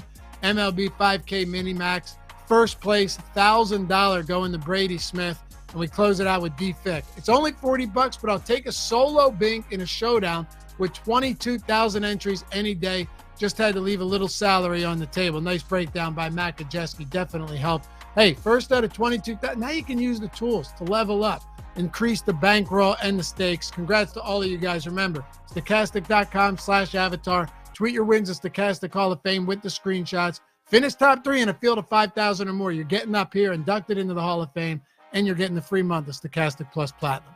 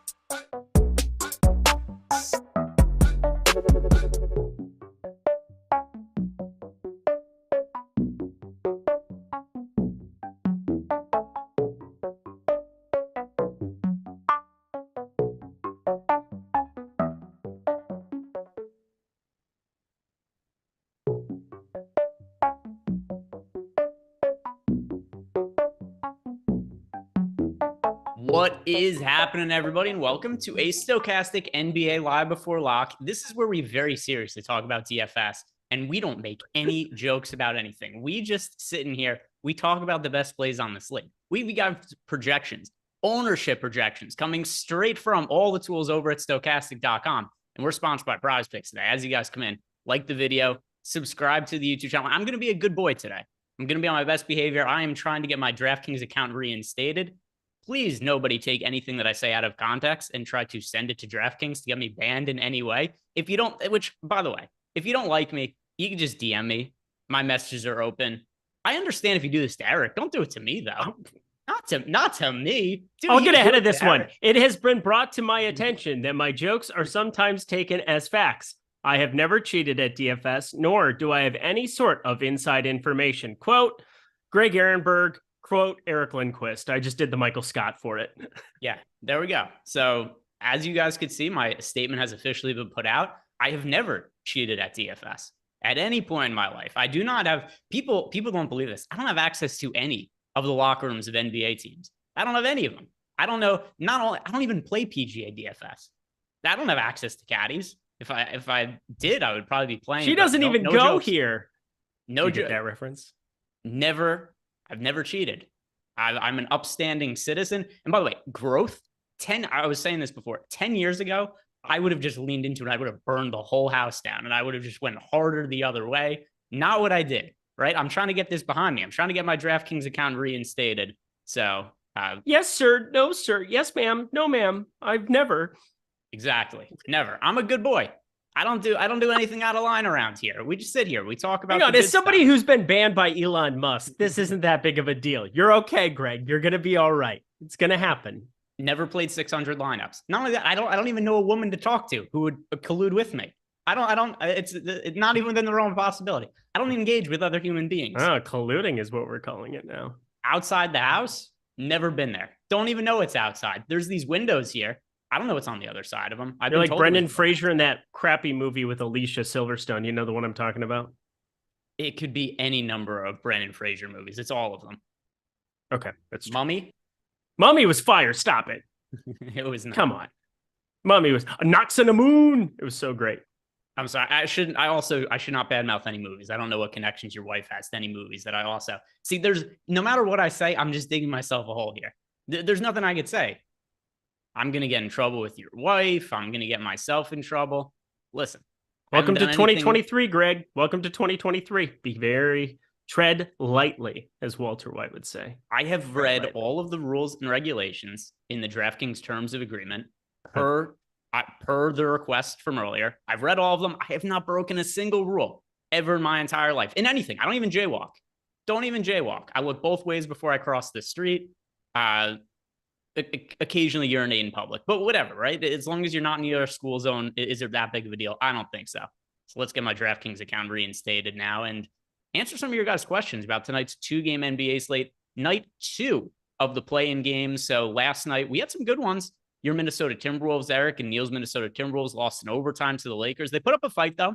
Yep. I think that even though they lost, I kind of think it was the best case scenario for the Timberwolves. You said it wasn't a team that rolled over. It was a team that I feel pretty good they're going to win their next game, whoever it ends up being against, whether it's OKC or New Orleans, whichever team wins that game tonight, and the other game, Toronto and Chicago. And let's get to your guys' questions. The super chats already starting to roll in here, starting with Eric Traub. Dear DK, Greg could not possibly be taking performance-enhancing drugs. Have you seen that third leg? Do I just come clean and tell people it's a sock? I don't know, Greg. We have a reputation to uphold here. One of integrity, one of being solid people in the DFS space and solid people in the bedroom. And we would never want that to be known by the people. If I don't wear tight enough underwear, it drags across the ground. It's very cumbersome. It's actually a problem, and we need to get it checked. There we go. So, Eric, thank you for the super chat. We appreciate you. And also, Eric also is being himself, not you, Eric, but Eric Traub, because Eric Traub is typically going by a number of pseudonyms in the YouTube chat. Not lately, though. He's back to being Eric Traub. Hannah Banana, DK tiers by tier, please. Yes, I could help with that. Tier 1. Are you playing tiers tonight? If I was, which I'm not, it would mean that I am skirting my current ban, which I am not doing. I'm serving my punishment. Going to be getting an email tomorrow to figure out what my follow-up punishment is going to be. But as of right now, I am not playing because I'm not allowed to. It has been brought to my attention that my jokes are sometimes taken as facts. I have never cheated at DFS, nor do I have any sort of inside information. Wanted to repeat it for the good people at DraftKings. There we go. Never have I ever. Tier 1, by the way, that is SGA for me. Same. We've got Brandon Ingram and SGA in tier 1. I have a lean towards SGA there. Tier 2, I'm going with Fred VanVleet. Same. Tier 3, Zach LaVine. By a mile, LaVine. Tier 4 for me, I'm going with Trey Murphy, but I think there might be more upside in Jakob Poeltl. His minutes are fairly difficult to nail down, but Trey Murphy for now, you can make a case for Jakob Poeltl as well. Tier 6, Gary Trent. One to me. Tier 5, sorry, Gary Trent. And then tier 6 is going to be Larry Nance for me. You could also make a case for Alex Caruso there. He's another guy who I have a bet on Caruso for over 2.5 rebounds, betted at plus money. Caruso is such a good perimeter defender. If I'm the Bulls, I'm playing Caruso more than like the 20-ish minutes he's been playing as of late. I think there's real big opportunity for him. Particularly if you look at some of the other lines, like if you want to go look at like an alt line, it's like you bet plus 180 for Alex Caruso to have 4 rebounds today. There's opportunity for him to play extended minutes there. So that's what I got tier by tier. Is there anything you want to add to that, Eric? Nope. I have a bet out on Caruso too. There's some alternate lines over at like BetMGM, some other spots. 7.5 points plus rebounds, 7.5 points plus assists. I like getting to some of those combinations, even a little bit more than some of the 9.5 is like the PRA, but then it's juiced like -140 at some places. You can minimize the juice by taking 2 small plays individually on both sides of that, and you're kind of set up. So I'm with you. Alex Caruso talked about it last night on my VOD over on the Odd Shopper channel. I do think that there's a great opportunity for him to be running 28 minutes, because you look at him and you look at Beverly, and then Patrick Williams has to be on the floor more for this basketball game. I don't see how Toronto can have those Caruso and Beverly lineups. They did do that the first time. I went back and saw the starting lineup last time they played. They did have the Caruso and Beverly one, but I'm with you, where I think Caruso is probably a little bit underappreciated, and I think the minutes upside could be larger than people think.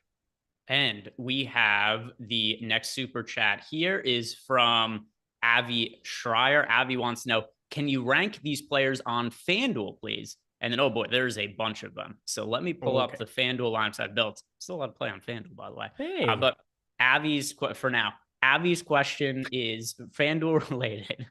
There are multiple. I feel really bad for you, actually. So this could go. I was very, very annoyed earlier because I couldn't get any information on anybody. I legitimately had no clue what this was related to. Of all the things it could have been, this was the funniest, which does kind of make me feel good. But the other thing too is, like, there's also, this starts to interfere with some of the content I do. Like, I do a Rainmakers piece on Friday. I can't do my normal Rainmakers piece if I can't access the site and whatnot. So there was that part of it, which I was like, well, what's going to happen with this? And the other thing too is, like, I have a bunch of Rainmakers cards for the UFC fight this weekend. And I didn't know if I'm going to be able to, I still don't know if I'm going to be able to use them. So that would be a little annoying if I'm banned through the weekend, but we'll see. We're going to find out what my punishment is tomorrow, and I'll be reporting back on Live Before Lock tomorrow. So got to stick around for future shows to find out all the updates on my dumb personal life. Avi Schreier, anyway, wants to know, can you rank these guys on FanDuel, please? And then there's a bunch of them. Hayes, Nance, Saric, Caruso, and Isaiah Joe. Then he says that he's locking in SGA and Ingram. And then what other price up would you recommend on FanDuel, balanced or stars and scrubs around these 2 locks? All right, so a lot of things to break down. Yeah. Let's getting their money's worth on this super chat. Let's start with, outside of SGA and Ingram, what other pay-ups do you think are high priorities on FanDuel? If anybody, the answer could be none. I mean, what are we considering pay up? Because I think Fred VanVleet 8,800 is like, I'm going to play an eternal amount of Fred VanVleet on DraftKings. On FanDuel, if I were playing there today, I'd play an eternal amount of him at 8,800. I think that's just too cheap. So if I go through my most rostered pay-ups by position, I actually, on FanDuel, I have more exposure to Fred VanVleet than I do to SGA. Yep. So I would have to say Fred VanVleet. Shooting guard, nobody like super expensive that I get a ton of exposure to. Small forward, same sort of deal. I wouldn't say anybody other than Ingram. Power forward, I would add Siakam to the mix. I think Siakam is a really good looking play on FanDuel, and also only projected for 25% ownership. And then at center, Vooch is in play, but like I don't have that much different exposure to him than the field has. So that's how I'll address that part of the question, is I would include, agreeing with you, Fred VanVleet to the FanDuel mix. And then also balanced or stars and scrubs around these 2 locks. Well, you're already rostering the 2 most expensive players on FanDuel, if I'm not mistaken, if we look at all of them. Yeah, SGA and Ingram. I mean, SGA and Ingram are the only 2 players priced above 10K on FanDuel. I don't know how many more stars you could have in that lineup. So I think by default, you can't play really too many stars. Yeah, kind of a weird question come playoff time, because, I mean, unless you get players getting hurt and ruled out, everything's going to be priced in a place where if you want the best players on any given slate, doesn't matter what it is, if you want those top guys, they're going to be far more expensive than what they probably were during the regular season. Or if they're not, you're probably looking at value that's pretty much non-existent. And I think it's kind of a combination of both on this slate. Yeah, that's how I see it as well. And then also, I mean, you've already got the 2 most expensive players. I would love to tell you, who you should play. You should play SGA, Brandon Ingram, Pascal Siakam, DeMar DeRozan, Zion for the shit of it, Fred VanVleet, CJ McCollum, but there's a salary cap. So if you're already convinced, and by the way, I don't have an issue with SGA or Ingram. If you are fully convinced you want to have these guys in all your lineups, go for it. I don't have a problem with that, but it's going to be hard for us to come out and say that you should also be playing a bunch of other stars. But now beyond that, Hayes, Nance, Saric, Caruso, Joe. Of those players, who stands out to you the most on FanDuel? It's Nance for me. It's Nance. Yeah, I mean, Nance is the most popular player on FanDuel last time I looked. So let me pull it up here. Yeah, I mean, how would it not be Nance? I mean, do you want to play him in 67.7% of your lineups? Something like that. Again, he's optimal more than 2/3 of the time, according to the Boom Bust tool. There's a really good chance that he ends up closing this basketball game if he's playing basketball tonight, which I think I anticipate, most people anticipate. Yeah, it's got to be Larry Nance. Yeah, so Nance, and then any of these. So the other list of guys were Hayes, Saric, Caruso, Isaiah Joe.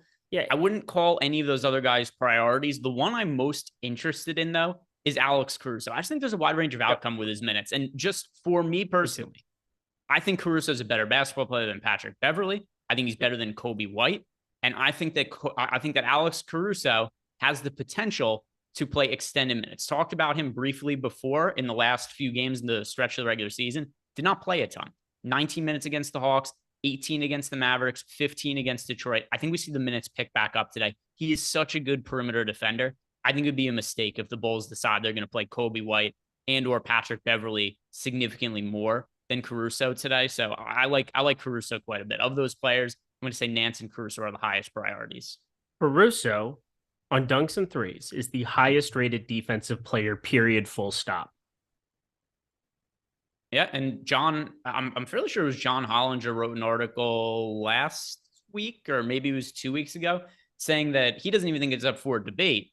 He thinks that Alex Caruso is the best perimeter defender in the league. Not even a discussion in his mind. Now, John Hollinger is, if you guys aren't familiar with him, he was a really well-regarded stats writer for ESPN for a little while. He was the person who originated PER, player efficiency rating, which isn't my favorite stat in the world, but neither here nor there. He's a well-educated, smart guy in the NBA space, was an executive with the Memphis Grizzlies. Now he's back to doing his writing. And he also had said that, hey, Alex Caruso, very pivotal piece who's underrated for the Bulls. I think he plays extended minutes today, so I like him as a value play. And I think that covers everything that Avi asked us. So hopefully that helps you make some money today. The next super chat is from Safe Din, who wants to know, hi, thoughts on Josh Giddey? Well, let's see. Giddey with it. Way, I don't know what to do with Josh Giddey today, to be honest. I really don't know. I think out of anybody on this slate, it's so rare to find somebody that you know has upside like that who's sub 10% owned on a 2-game slate. And yet I boosted him and I still can't get to him because it seems like everybody around him, like CJ McCollum is $900 cheaper on DK. And then Fred VanVleet, I love, he's $400 cheaper. Like, Giddey is in such a dead zone price-wise. It's just so hard for me to know what to do with him. You could just manually boost him, but then again, I feel like I'm just it's a very tough spot. I think he's the person on this slate that I'm having the toughest time knowing what to do with. So, I mean, Safe didn't identify a site. It's kind of the same conundrum on both sites, though. A little bit more muted on FanDuel. Giddey is 7,900 over there, so he's pulling quite a bit of ownership. But on DK, yeah, I guess it does really matter which site he is going for, because DK, again, that's the thing I keep bashing my head against the wall trying to figure out what I want to do, because I know there's upside. I know he's going to be underappreciated on the slate, but if he ends up 15%, I would just want to have every share be Fred VanVleet for $400 less. And if he ended up 5% and I didn't have him, I would be just kicking myself. Yeah, and we've got him projected just under 10% on DraftKings right now. Relative to rest, I really don't have that much interest in Josh Giddey on DraftKings. Yeah. FanDuel, though, where he's so much cheaper, it's fairly difficult to stay away from him, and the field feels the same way. He is 40% owned on FanDuel. He is the third most popular shooting guard, is Josh Giddey. So FanDuel, I just think because of the positionality and his price being $7,900, I think he's a really good play on FanDuel. DraftKings, I don't really have a lot of interest in him at 8,800. That's fair. I wasn't getting to him, and every time I look at it, it's just like, how many times do you run into these kind of players with triple double upside. Not that, he's going to project out that well for me, but I mean, there have been some spots, especially if you see these minutes extended to 40 or 38, 40 minutes, just because of the circumstances here.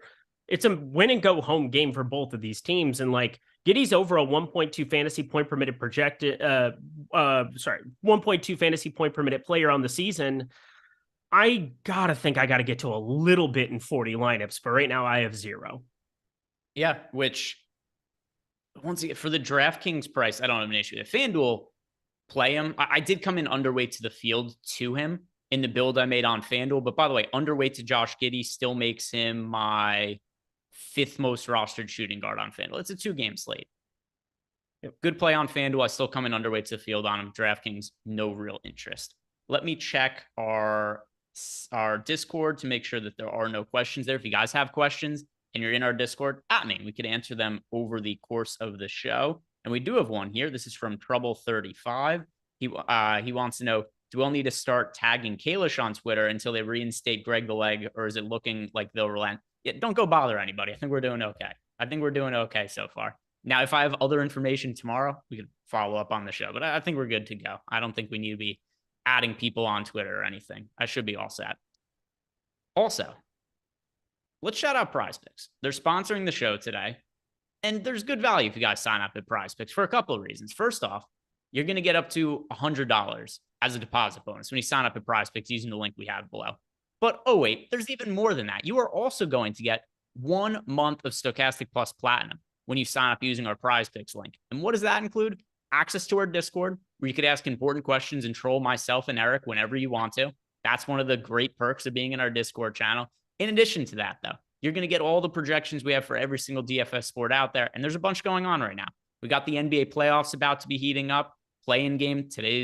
We got today's games. We got one more round of play-ins, and we got the actual NBA playoffs starting. Obviously looking forward to that. Baseball in full swing. PGA. We've got some big PGA tournaments coming up. One of them starting tomorrow, the RBC Heritage. We've got MMA this weekend. That's covered. So go check us out. Sign up for our Platinum package, which you get totally for free when you sign up at PrizePicks using the link we have below. If you want another way to get free access to our tools, Stochastic Hall of Fame. You have a big win. You have the Stochastic avatar. Tweet us at StochasticHOF. Get into the Hall of Fame. Get yourself a free subscription. All right, Eric, let's get back to talking about the slate. And I want to ask you, this is how Neil and I did this show yesterday. And I think with it being a 2-game slate, this is a pretty good way to do it. Do you have a preferred site to talk about today? Please say DraftKings, by the way. DraftKings, by the way. Okay. So we're going to go position by position, starting with you talking about DraftKings, and I'll come back with FanDuel. You tell me who it is that you get the most exposure to as far as point guards go over on DK. Okay. Fred VanVleet, Alex Caruso, 1-2. Okay. And by the way, we did officially get word that Caruso is starting. I will tell people that Caruso has been starting, so this doesn't really change anything, but in general, still really do like Alex Caruso. So for me at point guard, the ones I got to the most on FanDuel, Fred VanVleet and Alex Caruso. Sounds familiar, does it not? Beyond that, SGA, Josh Giddey, another one. Then CJ McCollum a little bit further down. But now, are there any contrarian options you like that are point guard eligible on DK? Yeah, so Josh Richardson, I think this is probably, he's pulling some ownership. So, he's 25%, but it's just kind of relative to what the slate is. Josh Richardson, we saw close a couple of games there when you had like limited action there for Larry Nance at times. I don't know really what to make of it. All I know is that he definitely is going to be in this rotation. And we saw him play 29 minutes against Minnesota in a must-win spot their last game with Larry Nance and Jonas Valanciunas there.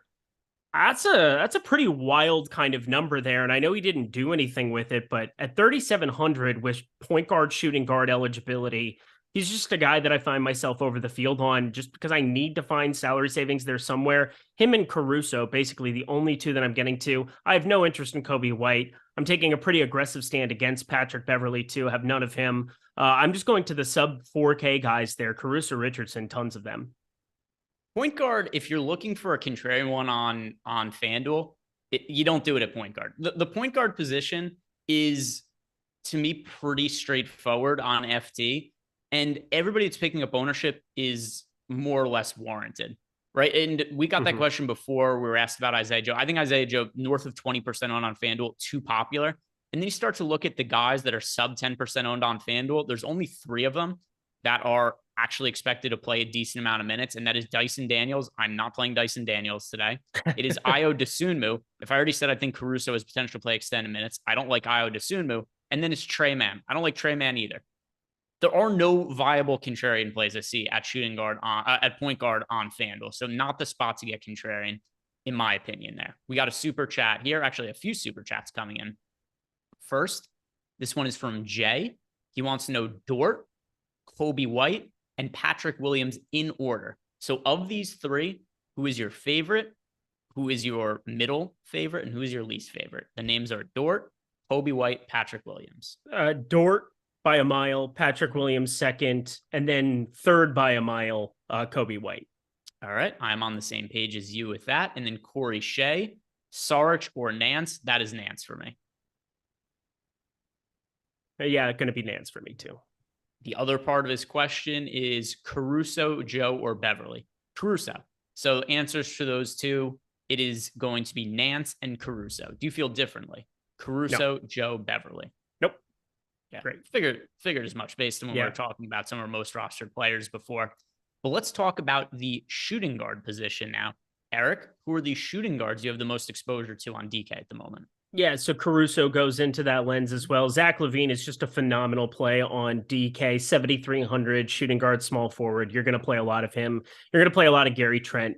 I think for DK, shooting guard is kind of what you were talking about for FanDuel at point guard, where there's no real reason to get away from those 3 that I'm playing a ton of. I'm getting to some Josh Richardson. Seems like he's showing up a little bit at point guard for me there too. Not that it really matters. I mean, there's going to be enough versatility with the positions. Everybody's got multi-position eligibility on DK, who is shooting guard eligible. Nobody's just stuck at shooting guard. So I Levine and Gary Trent, they're pulling all the ownership up pretty hard to get away from it.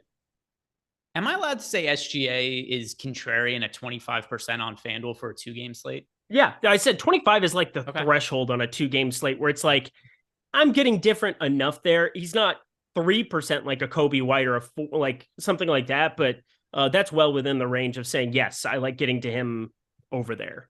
All right, fair enough then. So I'm going to say SGA, and I'll add him as a contrarian option for just point guard / shooting guard purposes on FanDuel. And it's not like he's 3% owned, 5% owned, like you said, but you're getting a 25% on SGA on a 2-game slate. I like being overweight to that number. It's one of my most rostered guards. So SGA, and then Lou Dort is very hard to get away from on FanDuel. He's projected for 52% ownership. Totally understand why. Alex Caruso, I'm well overweight to him. He's projected for 34% ownership on FanDuel. And then Herb Jones is another player who has just much more favorable scoring for FanDuel purposes compared to DraftKings because of the defensive stats. Here are the last 3 games, just for reference, for Herb Jones down the stretch of the regular season. Final game, and these were all games that were significant to the Pelicans. He played big minutes in all of them, 39, 34, 44 minutes. The final game of the regular season, 5 steals and a block. The game before that, 3 blocks. The game before that, 3 blocks. It's just really favorable for FanDuel to get in the extra points there. So Herb Jones at shooting guard, somebody who I think looks much better for FanDuel purposes than DraftKings. Now let's talk about small forwards. Who do you get the most of at the small forward position on DK? Yeah, it's Gary Trent, Trey Murphy, Zach LaVine, kind of that same grouping of guys. Trey Murphy, we haven't talked about yet. I think he's just going to be on the floor for a lot of minutes. Down the stretch, it's nice to know that you have, 40 minutes. They're just putting him out there for tons of time. Seems as though it's trimmed down the rotation a little bit. There's less guys that are getting in the mix there. Not that they were ever going to bring Najee Marshall out there for meaningful minutes, but Trey Murphy makes a lot of sense there, even though he's pulling ownership. I have a big announcement. If we had the ticker news, we could go for like ESPN thing, like da da da da da da. You got your account back. Email just received from the DraftKings Game Integrity division. Hi, Greg. The game integrity restriction has been removed from your account.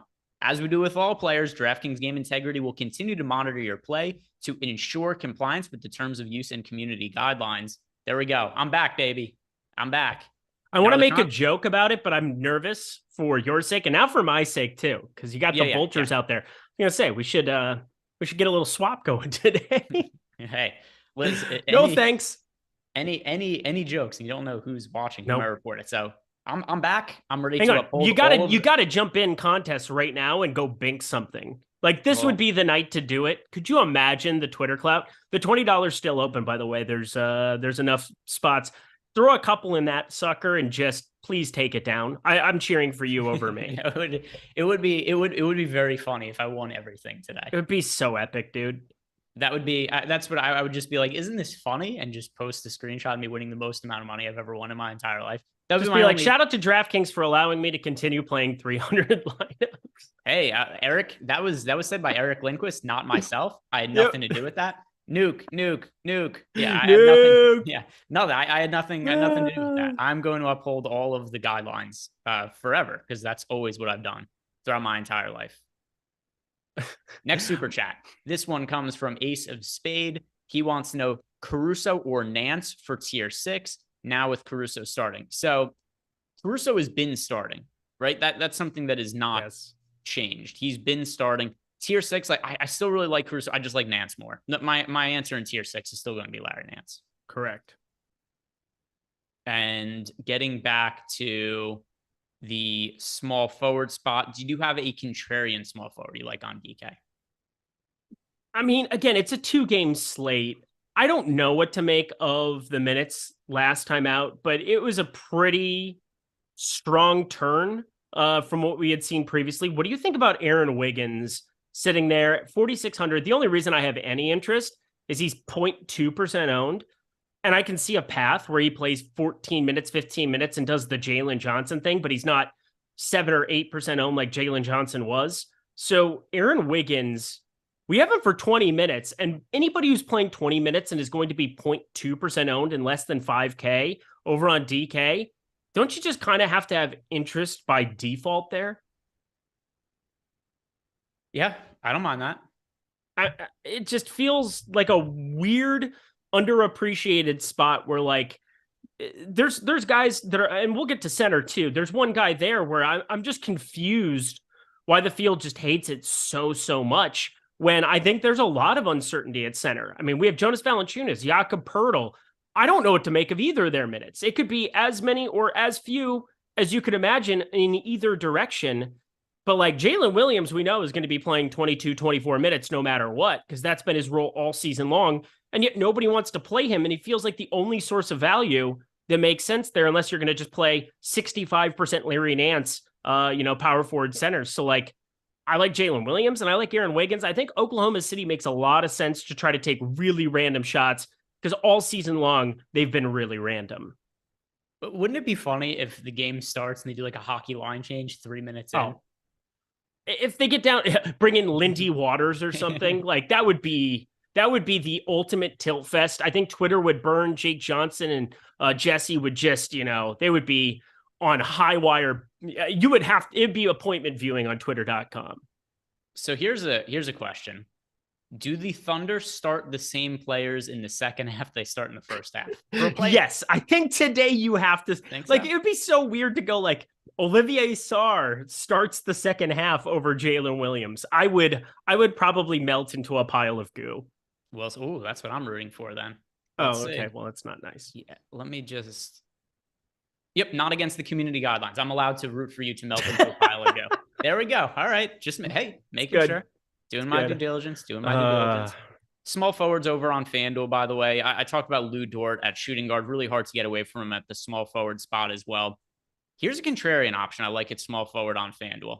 OG Anunoby. I know that he has not had the best run over the last couple of months, but this is still a guy who's a very high upside fantasy producer and could really add a lot of defensive stats for FanDuel purposes. I also like the leverage we're getting on him. Scotty Barnes is projected for 47% ownership on FanDuel. OG Anunoby at 25%. If Anunoby has a big game, where are those shots going to come from? Where are some of the rebounds, peripheral stats come from? A lot of them could come from Scotty Barnes. Scotty Barnes in his own right is a really good play. I get a bunch of exposure to him. I don't think he should have double the ownership of Anunoby on a 2-game slate, though. I 100% agree with that. That, especially on FanDuel, that's very weird to me. I think on DK, where you're looking at OG Anunoby being 6,900 and the defensive stats pull a point less. Obviously, he's not going to project out nearly as well. But how many times do you see guys who play 35 plus minutes, are 0.9 fantasy point per minute producers, and are sub 10% on a 2-game slate? So I have 15% right now. I think even just talking through that the same way that we talked through Aaron Wiggins, I'm going to give OG a little bit of a boost. Yeah, and Zach Owen in chat is saying OG is contrarian. I have him in 50% of lineups. Yeah, he is projected to be fairly contrarian right now. We have him, and it's relative, right? On a 12-game slate, if somebody's 25% owned, that's really popular. On a 2-game slate, 25% owned is not really all that popular. Reasonable price tag too. $6,800 for OG Anunoby on FanDuel. We've seen him much more expensive over the course of the regular season. Scotty Barnes, meanwhile, is $7,600.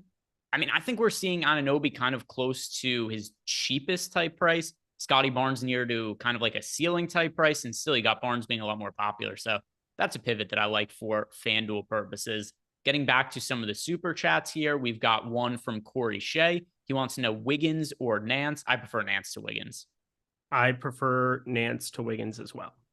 And then Brian Cook says, Greg, look, it's people trying to get me in trouble. So I have to amend right here before I read the super chat. Read it. Read the tweet, Greg. Read the tweet. This comes from Brian Cook. This is not my words. This is Brian Cook, who I believe is making a joke. He's doing a funny. This is not serious. I don't even know who Brian Cook is. Is he an NBA player? Is he Kobe Bryant and he came back to life and renamed himself because he faked his death? Perhaps. But Brian Cook says, Greg, do you still want me to run the lineups you sent on my account, or should I ask DK to withdraw them? I don't know what you're talking about. No clue. I've never heard of these things before. Thank you for the super chat, Brian, though. We appreciate you. Get into the power forward position. Eric, looking at DraftKings, who are the power forwards you got the most exposure to right now? I was uploading my lineup, so give me 1 second as I do okay. that. You just went on a little soliloquy, and I let you keep going, and here we go. All right, Herbert Jones, Pascal Siakam, Larry Nance. And again, I understand Larry Nance is a really, really good play. Larry Nance is really, really popular too, and I'm going to be able to react to whatever happens in that first game, and I think I'm going to adjust some of my Larry Nance exposure based on where I'm at, what I'm doing. I think if I have some lineups that have some contrarian pieces that hit, whether it's OG Anunoby, whether it's getting to, for the people who are insane and playing Kobe White, I'm not one of those people, but I think Andre Drummond is somebody who's viable to play, just in terms of like if Vooch gets in foul trouble or if Poeltl gets extra run there. I think there's definitely a case to be made for playing a little Andre Drummond and mixing it in there at 3,300. He could get there in 10 minutes. How many times have we seen that throughout his career? So I'll react to however my lineups are doing there, and I'll be happy to play a chalkier Larry Nance. But right now, I'm not like preloading him in 65% of my lineups or anything. Yeah, and we've got some more questions coming in Discord, so I'll read those in a second. But also, if you guys haven't checked out our tools we have over at Stokastic.com, and maybe you've already signed up at PrizePicks, who's sponsoring today, maybe you've already been in the Hall of Fame, you can also use the link we have below to get 50% off any package that we have at the site, and gets you, once again, into our Discord, get to ask questions like this. Opposite Exo wants to know who our favorite center play is for today. So we're about to talk about the center position, but just so we answer Opposite Exo's question here, the center I have the most exposure to on FanDuel is Larry Nance. DraftKings for yourself, Eric, who's the center you get the most of? Yeah, it's Larry Nance, but I'm under the field on him. I want to once again repeat that because he's 48.7% right now.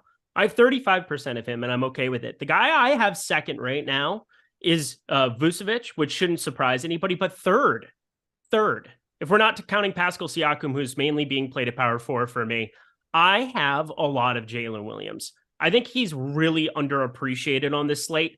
He's 4,300. I think he's going to be playing. He has upwards. If they're going to play a big lineup out there with Jakob Poeltl, or if they have Pascal Siakam there, other spot, Jonas Valanciunas or Larry Nance, either one of them. I think Jalen Williams is a guy that just matches up well there. 4,300, 6.4% ownership right now. That is really, really low. And then I like going to Andre Drummond too at 3,300. Great fantasy point per minute guy, 1.3 on the season. He's done that routinely. And if you have anything happen to Vooch, he's a smash. If you have any, I feel like we have to bring that up all the time. If anything happens to Vooch here, Andre Drummond is going to just smash. And then there's also the opportunity where he could end up optimal in 12 minutes. And there aren't many guys that exist on a slate like this that have that opportunity. So I know they're really contrarian and really off the board, but I love on a 2-game slate getting to backup centers or getting to centers that are just underappreciated because Jalen Williams puts up a double-double at sub 10%, probably going to need him. Andre Drummond puts up a double-double at, sub 5%, you're probably going to need him. Yeah, and kind of jumping around a little bit now, but just because we talked about we got the question about the centers, we could do it now and they'll go back to the power forward. So I mentioned Nance, I get the most of at the center spot over on FanDuel. I also like Jalen Williams quite a bit. He's projected for 29% ownership on FanDuel. I'm going to talk about it again when it comes to power forward, but power forward and center eligibility for Jalen Williams. By the way, this is Jalen with a Y, Jaylin Williams. I know it's confusing with the two of them, but he's also the only one of the Williamses that has center eligibility over on FanDuel. So Larry Nance, Jalen Williams, I think it's a good spot to go cheap. And then if I want to play for upside, Jakob Poeltl, I don't know exactly what his minutes are going to look like, but there is a ceiling there whenever Nick Nurse is the coach. So he's popular. Larry Nance is popular. My little bit more off the board play there is Jalen Williams. So getting back to power forward, did you give out a contrarian option you like to power forward? So Dario Saric probably makes some sense. I don't know what to make of his minutes the last couple, but they've been some pretty serious basketball games. But 14, 19 minutes, somebody that if they played 10 minutes, I think could also fall into some lineups and have a chance.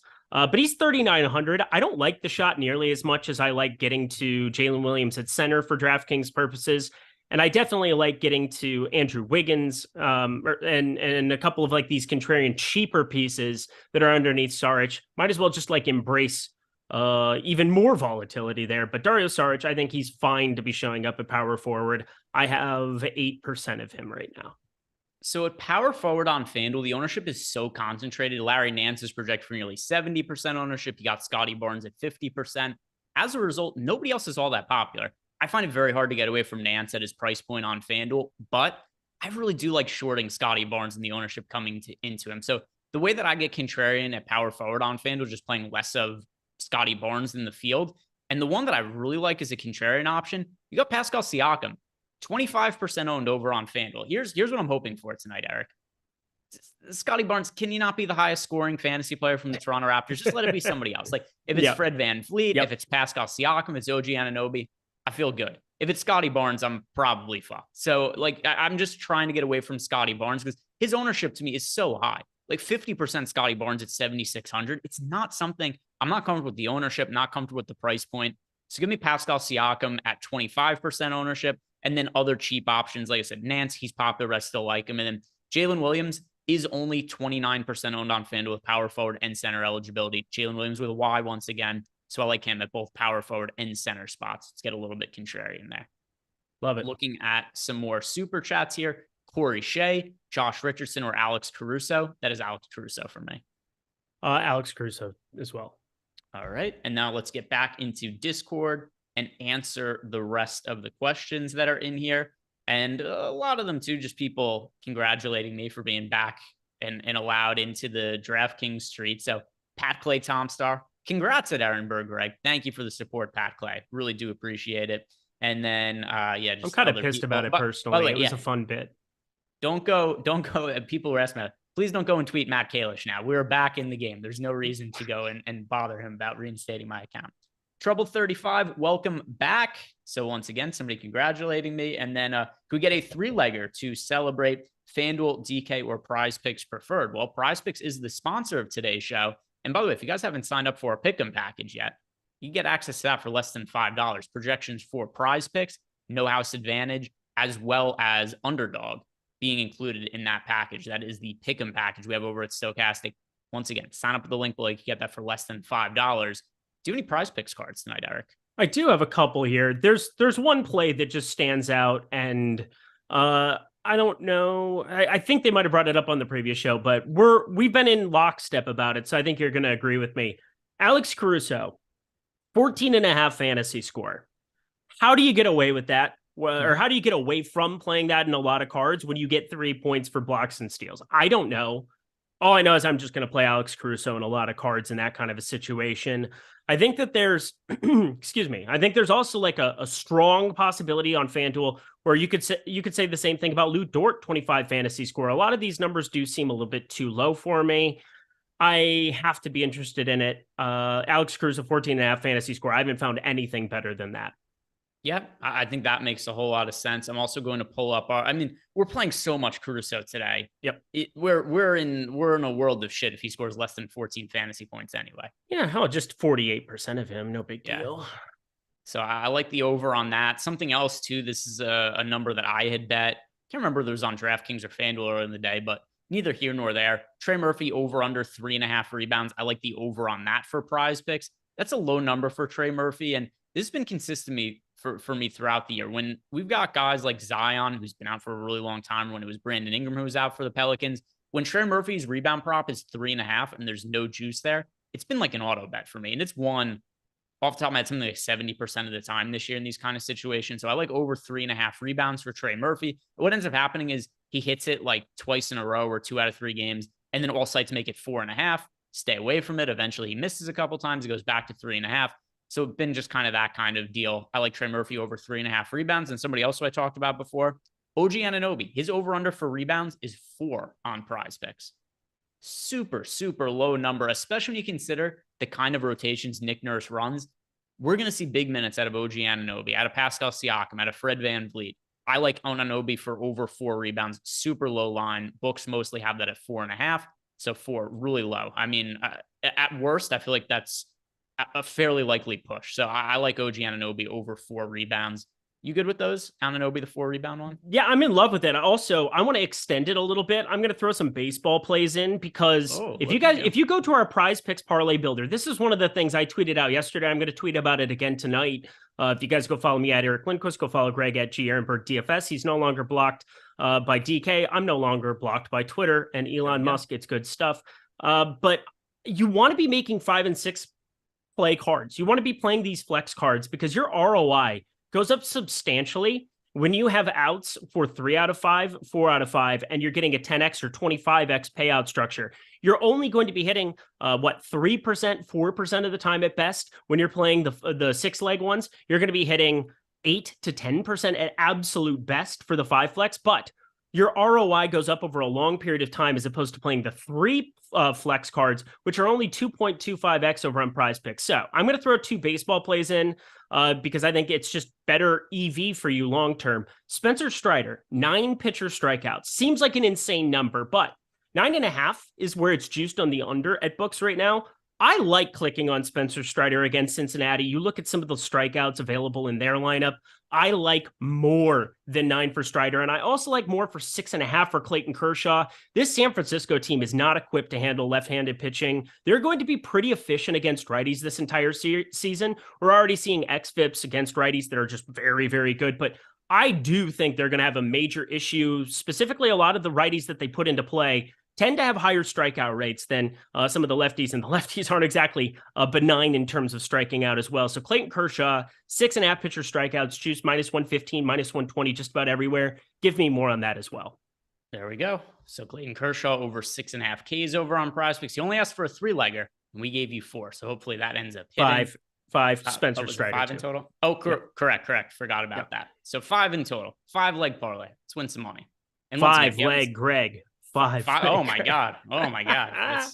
I mean, if you include all the different, vestiges, I'm trying to think what the. Oh my God, the Rays are going to win again. Randy Arozarena just went yard. This is just insane.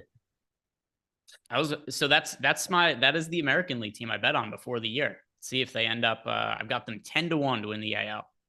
I did not make that bet. All I said at the beginning of the season was project the Rays to win 10 more wins than anybody thinks that they are. I think it was 82.5 or 81.5 was their win prop.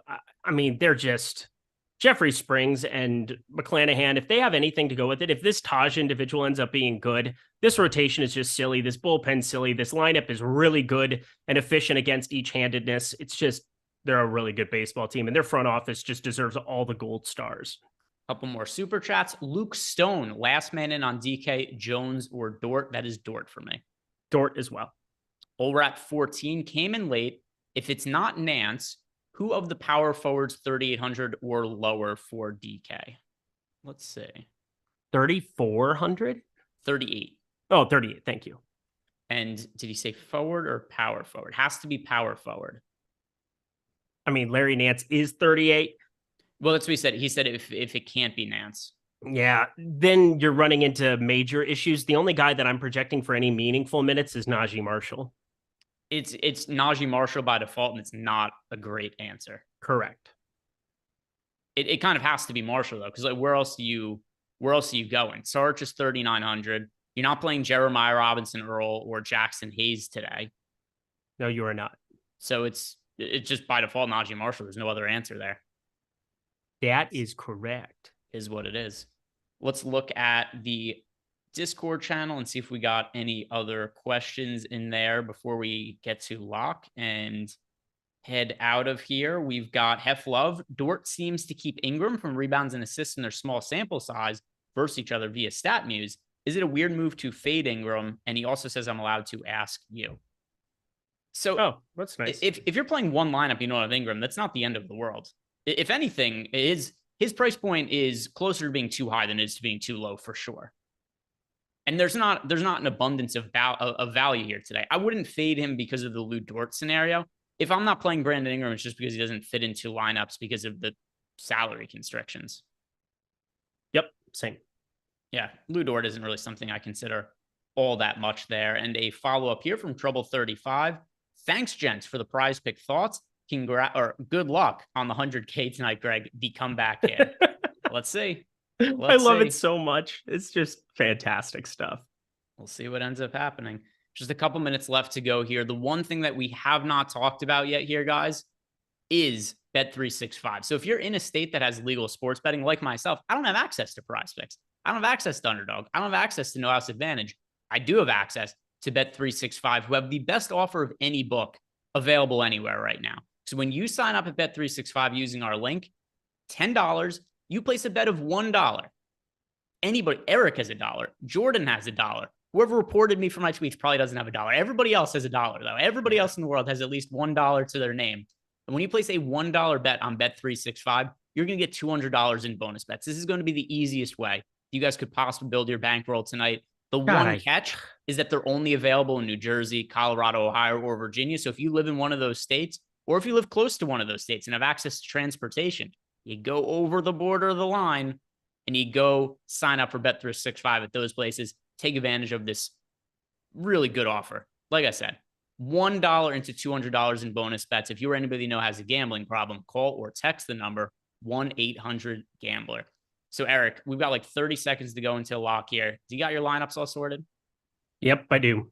And Jordan Klein, I hate you. I see what you're doing. It's not nice, and I would like you to stop. It makes me feel violated.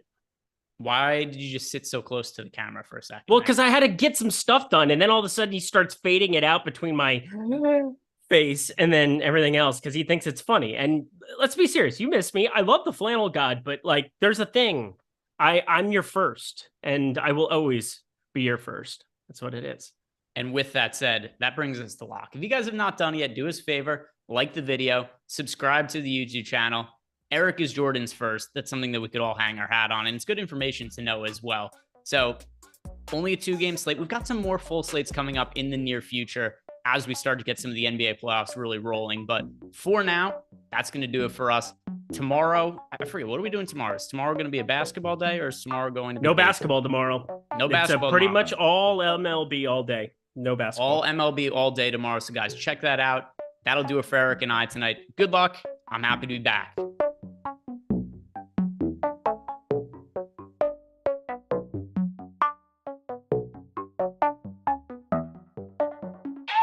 Thank you.